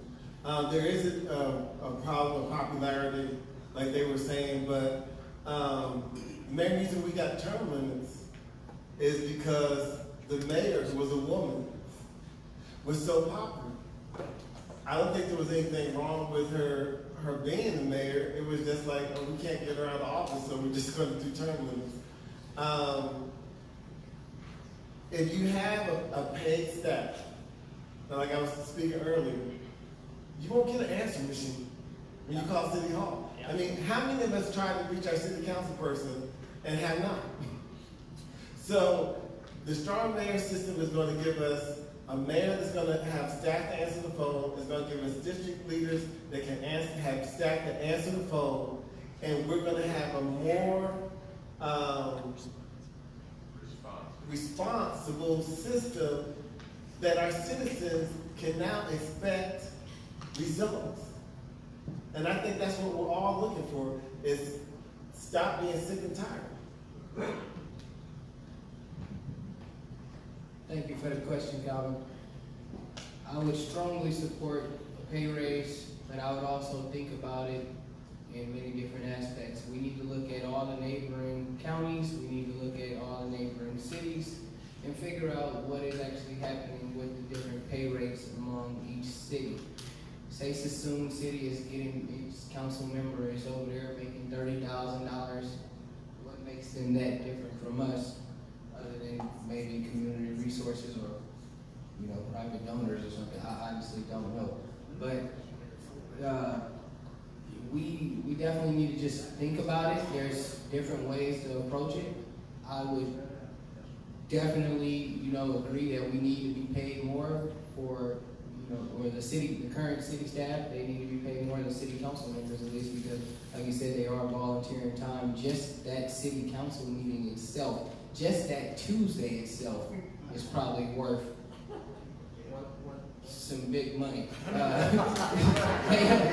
up there all day. If you look at the actual city schedule, they pretty much start at like 12 o'clock, probably even earlier, or something like that, and then they just continue meetings, and then they finally see us at 7 o'clock, and then they're there till 2 o'clock. So it's like, it's intense. But we definitely need some revision on that. I don't know how it came to that number. I seen that number several years ago and was disgusted by it. But I don't do this for the money. I really believe in public service. I really am passionate about helping the community and becoming a humanitarian. So I believe, you know, we definitely got to get that money up for sure, though, because it's just what people, they need to be paid what they're worth.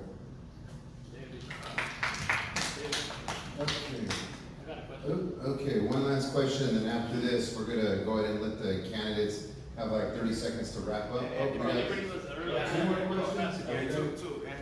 Okay, we got, okay, let's do it. I like it.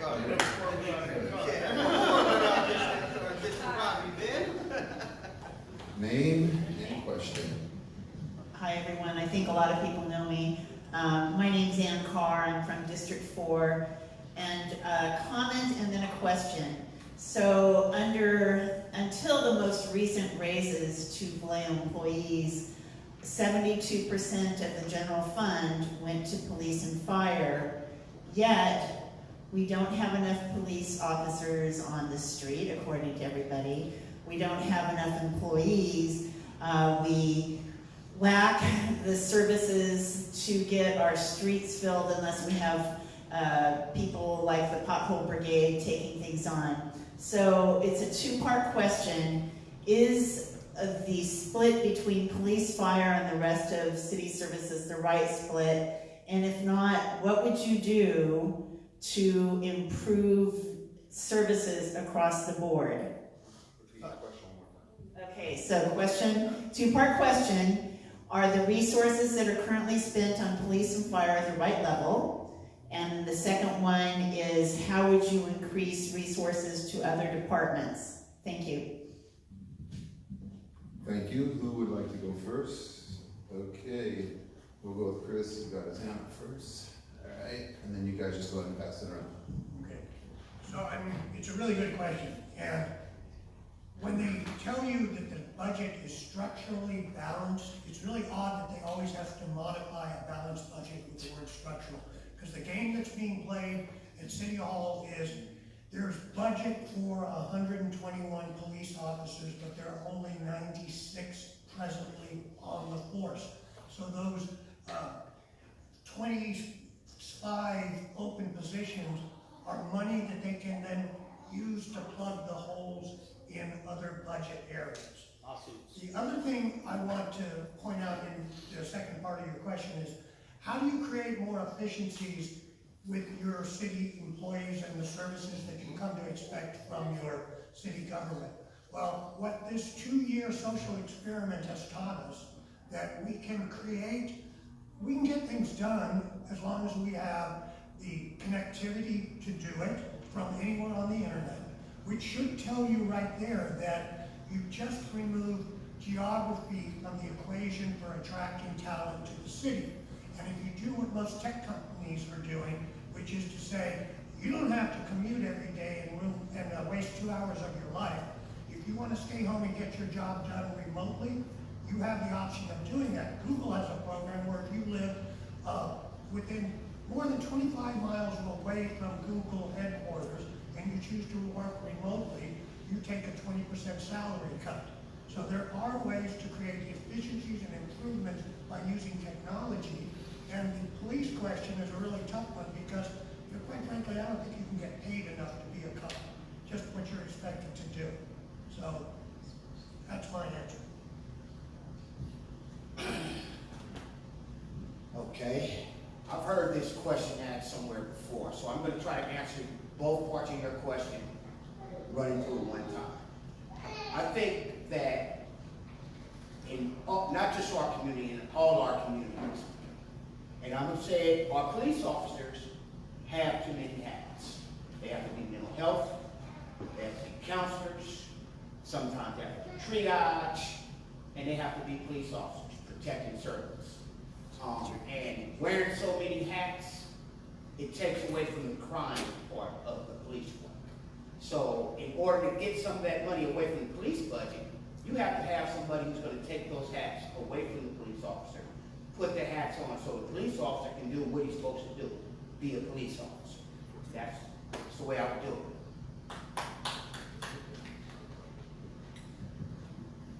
It's definitely a challenging issue, but I think there's actually some pretty simple ways out of it. You just had some of them, which is offloading police work that's non-violent, non-needing an armed officer to lower paid technicians or social workers. I am not convinced that all of the hours we pay the police officers to work are being worked. The reason why I think this is that because when there was a small protest in front of City Hall, there were 8 cruisers that showed up. When someone calls for a murder, one cop shows up 2 hours later. What's going on there? When I walked by Amador Street, I went to go see their location recently. I didn't want to walk in, I was just walking around it. I noticed that there were 6 or 7 officers just hanging out in the sally port, jaw-jacking around the cruisers, not out solving crime. So my first one is accountability. Where are your officers if they're so stretched thin? What is taking them so long? Do you need to send 6 officers to go close off a street? Once they closed off the street, can they go do their job again, or do they need to hang out talking? I challenge any of you to go look at these officers when they're responding and see, are they all really needed there? Are they? Another thing is that, I don't know how many of you are teachers out there, but when the kids in the class start going a little nuts, what do? You break them up. And I think we're already taking that first step towards that. We now have lieutenants for each quadrant of the city. Selection of the lieutenants is somewhat problematic, obviously, but It's progress. break up that group, exactly. Make it so it's not a social club, so they're there to do their job. If they want to go have their social club, they can go to their cop bar across the street and talk about how many people they shot. However, while they're doing their job, we need to know that they're doing their job. And the same goes for fire too. And in fact, the fire chief, I think, was asked specifically about this. Why are you sending a full crew? Why are you sending a full truck to like pick up someone who's had a stroke or someone who needs an extraction? It's like, well, you know, I don't know what's going to come. Well, you need to get a little bit smarter about your resources. Because if we're not careful, we're going to have a really well-funded police department, one of the best funded per capita in the Bay Area, by the way, really well-funded fire department who does a really good job, but again, one of the better funded in the Bay Area. Vallejo is not one of the better funded towns in the Bay Area. They need to be wise with the resources. So I want to see an audit, and I want to see us move back to those duty stations where we're breaking them out of their social club and they're focusing more on the job at hand, not at hanging out with each other. You said it all. Accountability, accountability, accountability. I'm not familiar with the lieutenant selection process, but I've been wondering myself if there's room for more community representatives to weigh in on such processes. We need commitments from leadership who would ensure that their guys are where they need to be and not just dicking around. Because again, as a former uniformed officer, in the military, not a uniformed officer, in the police, of course, I can tell you that people will skate off when they can. They'll take advantage of it when they can. And so if we can do a better job of allocating our resources in the first place and ensuring that people are actually honoring their commitments to the badge and honoring their commitments to the community, it could definitely go a long way. I also love the idea of offloading. As we all know, police officers are paid very well, and there are people who can do aspects of their job for less money. This could open up money elsewhere. And I also just wanted to put one thing that I literally heard earlier today from a neighbor, that we were walking our dogs, and I'm just starting the campaign process, feeling it out a little bit, and was talking to him about this. He actually, incidentally, is a firefighter for Alameda County, and he said that there was no amount of money that he could be paid that would make him be a firefighter here in Vallejo. And that one was a blow to my chest. That is striking. So maybe it's not just about dollars and cents. Maybe we have to do more for our town to make it attract competent, quality police officers. Thank you.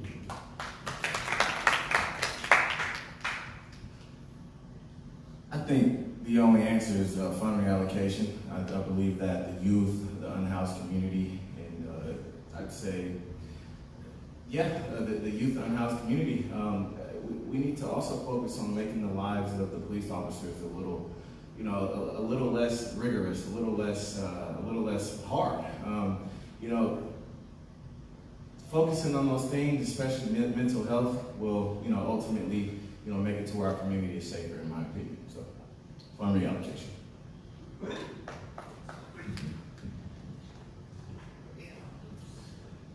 I love your question. The big problem with it is right now the city's locked up the contract. You know, the police and fire have their contract and they have negotiation, and that's how they've been getting away with so much for so long. Is because of the contract situation that we're in with them. I agree with most of them. It basically would end up reallocating resources so that, like they're saying, instead of having police do everything, get them out of the social service business because they're not good at it. They're not good with dealing with homeless people. They're not good with dealing with people that have medical conditions, and they're definitely not good with dealing with people with mental health. So definitely take them out of those roles and let them go back to their initial role. And we could probably reduce the amount of police officers we need and have more social service people to deal with most of those calls. And then the second part would be, what was the second part you asked again? How would you increase resources to other departments? So, for me, it's making the pie bigger. I told my wife a long, long time ago, we can either spend less money or make more money. California literally penalizes the poor cities and let the rich cities get away with murder. We need to have especially in the school districts, there's no reason for school districts to be hurting for money.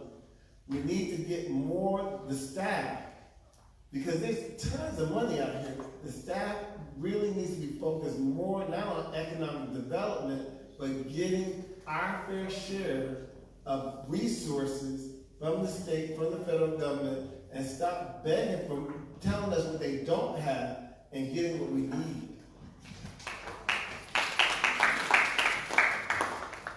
Thank you for the question, Ann. I believe you said 72%. That was the old figure. I think it's higher now, actually. That's quite high. If you think about it, 100%. We're using pretty much 75% of our funds towards services that the community is not happy with. That is something that needs to probably be the first point brought to our attention. We do need to think, yes, overall safety and fire, those are essential needs. We have to have them. If you look at anything federal spending, the military, they're going to get their money first. Then we're going to get ours. We're going to get whatever is left. So I think if we could somehow get that number closer to 60% without and really identifying what we're losing compared to what we could gain, we really need to look into that harder. Maybe if we can get that to 60%, 65%, like they said, reallocating the funds, finding different solutions for different problems such as mental health, community outreach. I recently volunteered for the Point in Time, and just going out there and spending that time with the 2 other volunteers that were on my team, we learned a lot about the community. You know what I mean? We learned that funds need to be directly sent to them. They need to have some money in their pocket almost. It's pretty much that bad. But if we can reallocate some of these funds to different services, we're talking about that navigation center, things like that, we're gonna have to work it all into the community. All right, last question, and then after that, we'll go ahead and let you guys do your wrap-up statement, and then for all you that stayed till the end, you will be, definitely your chances of winning these great raffle prizes have definitely increased. So let's go ahead and give one last question to the audience, and then we'll have them wrap it up. Thank you, David. My name is Ravi Shankar. My question is fairly simple and short. Who inspires you deeply for for public service? Who inspires you for public service and why? Thank you. Thank you, Ravi. Okay, let's go. So the question is, who inspires me for public service? It's multiple people. Mother Teresa, Gandhi, Martin Luther King, and Cedric Chavez. So you have those 4 on my corner. And right in the middle, you got Mr. Einstein. And Mr. Einstein says that if you continue to do the same thing over and over again, you are insane.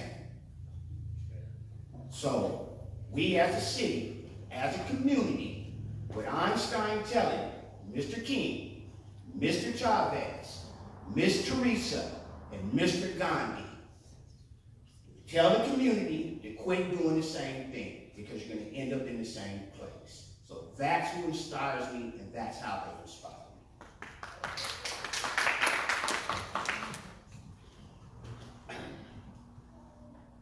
President Zelensky. Because I've never seen a more remarkable leader in my life. And it's a matter of art imitating reality. The guy was a clown, basically a comedian, and now look at this guy. He's got nothing but respect.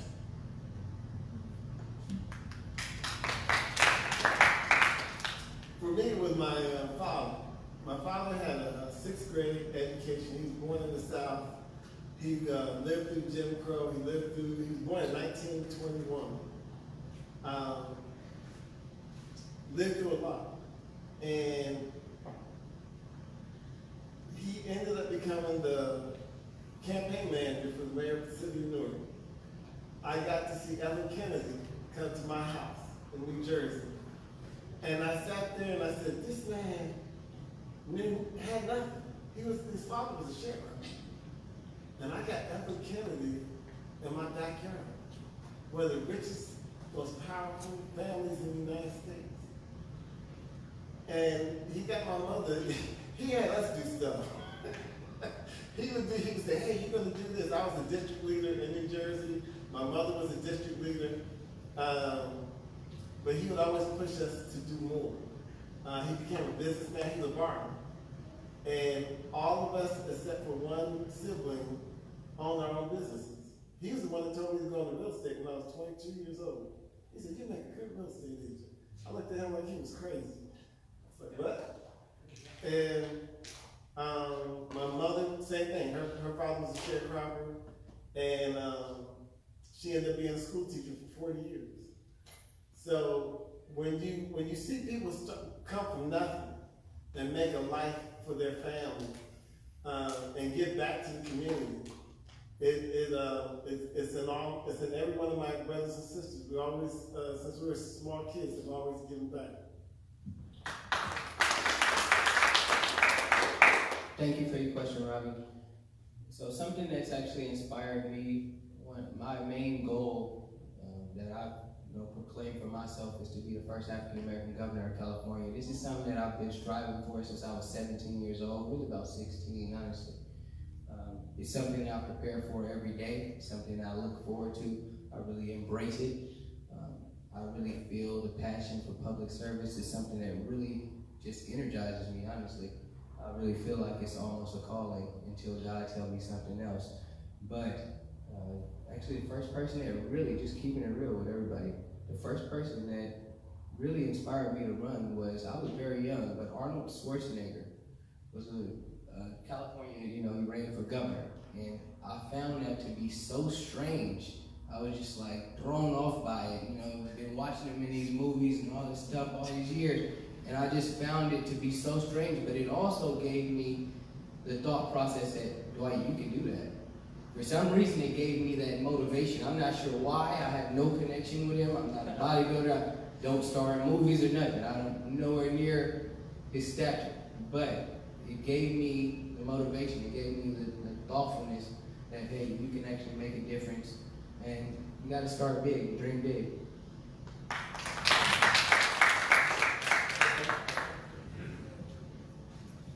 Sure.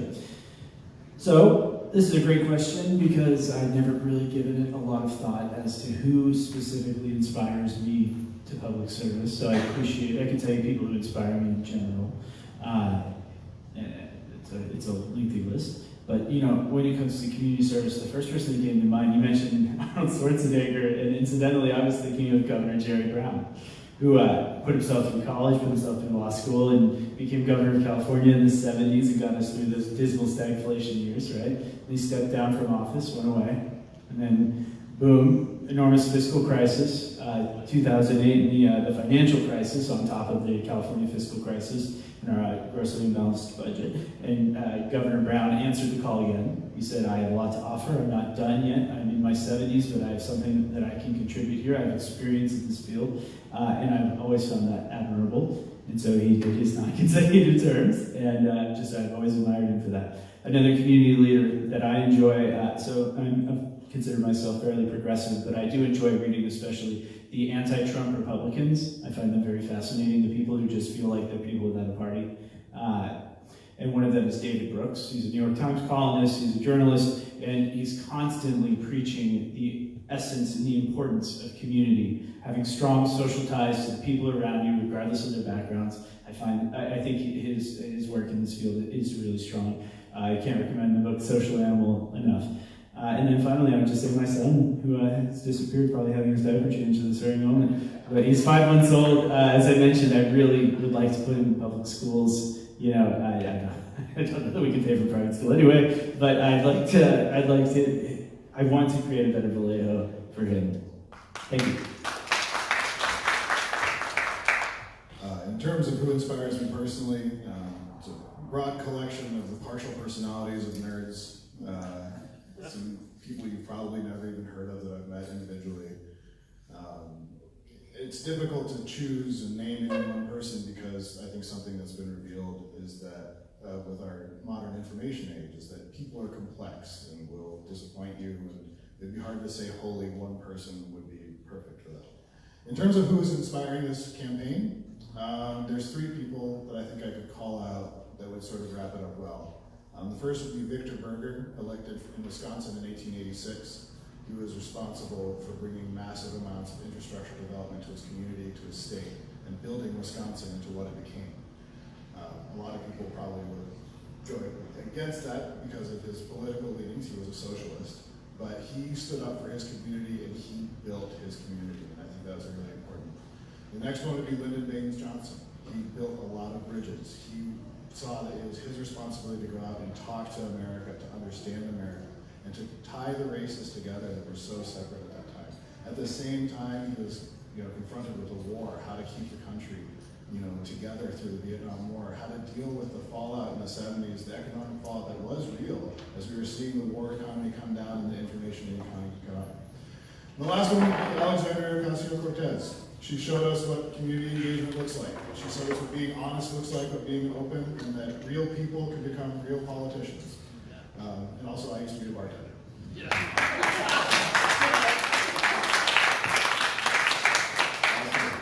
I'd say my inspirations, number one would be JFK. As I mentioned, I'm big on unity. I just want to unite the city. I want people to love one another. The second one would be Barack Obama. I think that he had a lot of odds against him. To be the first African-American president is a great accomplishment. He'll always be remembered by everybody, but he wasn't just for the African-American community, he was for everybody, and that's what I love about him. And I'd say my third one, which is a wild card here, Colin Powell. And reason being is because he's another African-American leader on the other side, but had the respect of everybody. I do know that he may have lied once, but other than that, yeah, he did. He lied once. But, other than that, he's a great man. I love him dearly. I love what he stood for. On a local level, Mayor McConnell. Yeah. Mayor McConnell. He endorses me. He's been a great mentor. I have nothing but love for him. There's a person that I just met that I truly adore. But there's a judge named Judge Healy. He's extremely intelligent, extremely bright, and he's everything that I wish the judicial system was. And so those are my inspirations, and I want to keep unity alive in Vallejo. So thank you. Thank you.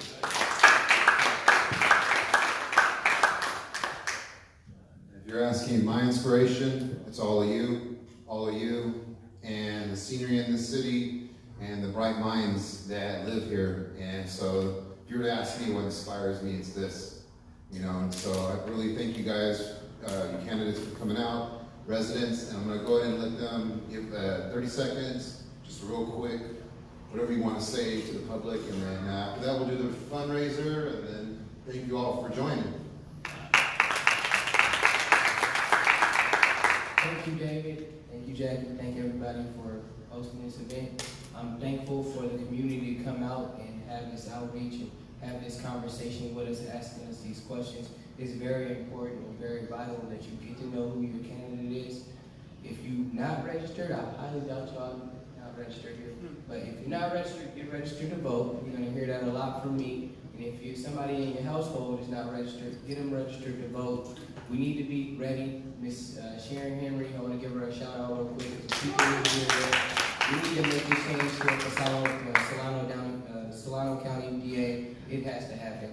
We need change so it can actually reflect on what the people are talking about. Thank y'all. That done it too long.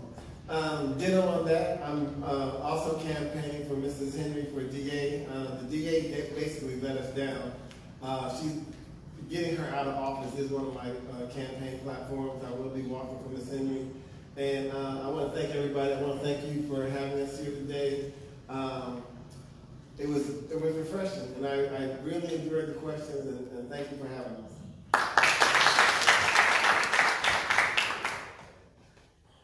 I can be very short on this one and concise. I want to serve Vallejo because Vallejo is worth serving.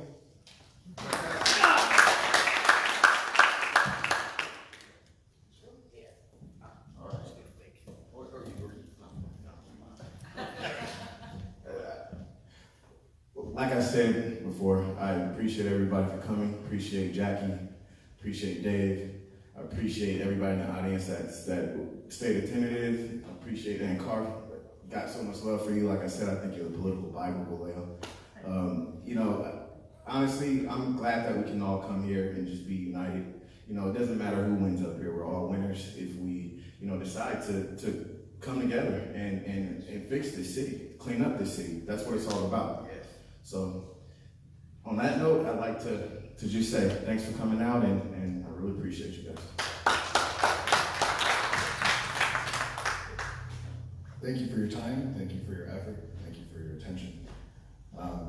If you would like to meet, you will have someone who's accessible, someone who might occasionally misspeak, but I encourage you all to tell me when you do so that we can talk it out and understand. I do not intend on being a politician after serving Vallejo. I do not intend on higher office. I hope that after 2 terms that I could hand it off, or even after 1 term, I could hand it off to someone who is also interested and maybe could represent another piece of the community that I do. On council, I will be honest, I will do my best to make sure that all of Vallejo knows exactly what we know and what's going on, and having maximal transparency. Because that's when my job gets easy. That's when those meetings don't take 8 hours, because you know what's going on. The decisions are straightforward, and you can trust me to do the work. And I hope to be that person for you. Closing statements. Wrap it all up, right? I've been putting a little thought into this, and one of the things that I realized I haven't gotten across in my other statements is that I'm still learning. I take this attitude everywhere I go, and one of the things that frustrates me to no end about modern politics is you hear politicians always get slammed. Oh, they flip-flopped on an issue. What is so ridiculous about that? If I learn new information about something I wasn't that well informed about, and then I change my opinion based on that information, I cannot believe that anyone would ever think less of a person for that. So what I want to tell you is that I am always open. I am here to learn with you. I want to make a better Vallejo. If I can get your vote in District 5, I'm sure that I will represent it well, as represent the city well. Thank you. Okay, if I was to run for District 5, I would be a person that would listen to all the complaints. But when you bring those complaints to District 5, bring some solutions with you. We'll sit down together and we can come up with the solutions together to fix those complaints. Because that's what growing community is about. If you're looking for a perfect candidate, I'm definitely not your guy. I'm not perfect. Nobody's perfect.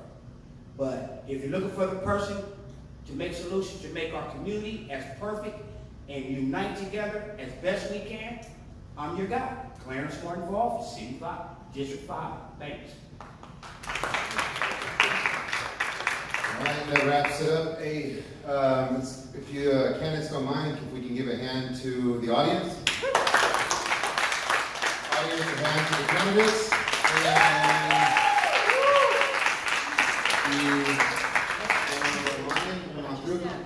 And to candidates and residents, we will be having more of these, and I look forward to the evolving of these type of forums. Everybody, thank you for coming. Let's do the raffle.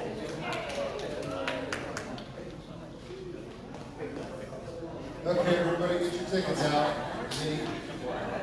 Get your prizes when you get home.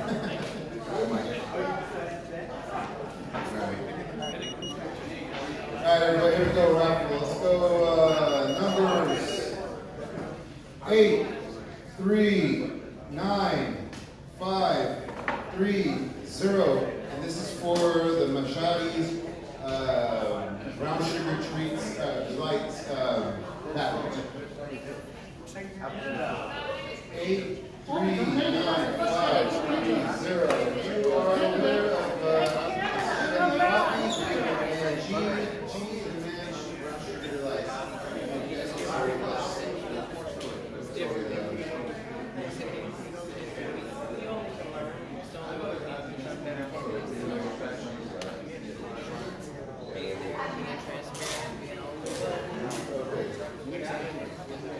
Okay, next number. Let's say the last four numbers. 9, 5, 6, 8. 9, 5, 6, 8. And this is for $25 gift certificate at Victory Store, $50 gift certificate at Bambino's, and a $25 gift certificate at Provisions. Again, the number is 9, 5, 6, 8.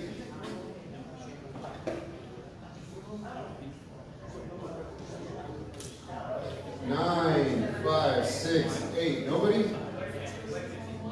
Okay. 9, 5, 6, 8. Come on down.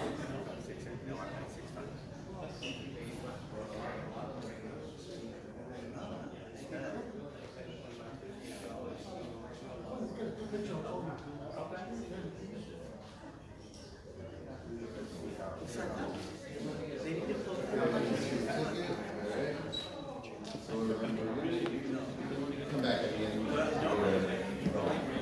Okay, next one is going to be for shared artistry. We got two $30 gift certificates that are for children's haircut. This is coming from the Tannery Building in Benicia, and two $10 gift certificates at Char Dogs.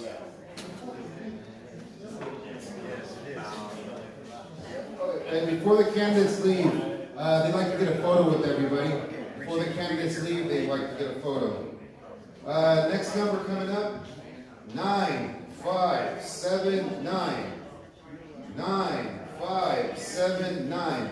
This is for two children's haircuts and two Char Dogs at the Tannery Building and Benicia Road.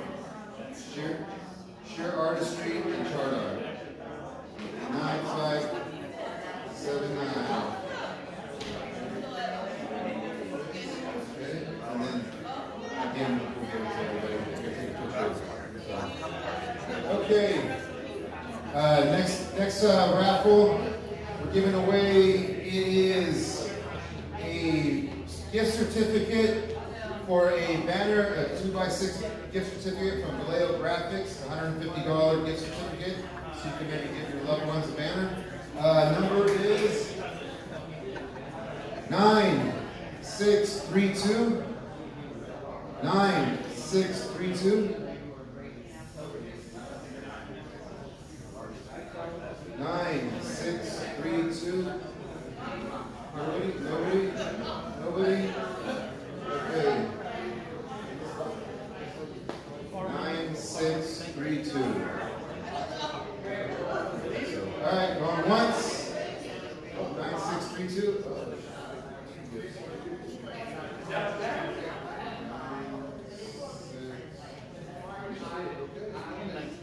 All right. Okay, next gift that's coming up, it's a speaker donated by M&M Liquor and a Victory Stores $25 gift certificate. Winning number is 9674. 9674.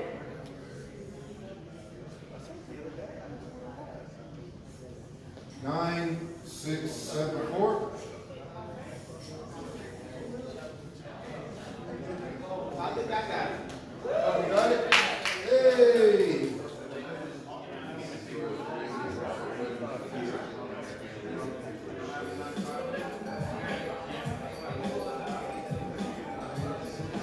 Yep, got a winner. Okay, last prize. It is a Simply Natural Madagascar. It is a kit for skincare, hair care, your ultimate beauty needs, and a $20 gift certificate in front.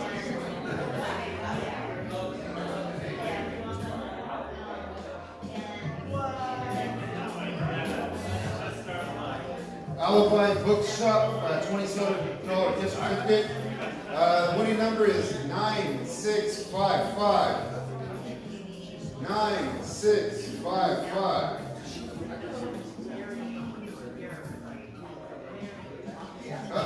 Winner 9655. Okay, that's it, everybody. Thanks for participating. And the winners can go ahead and come up. We're going to take a quick picture.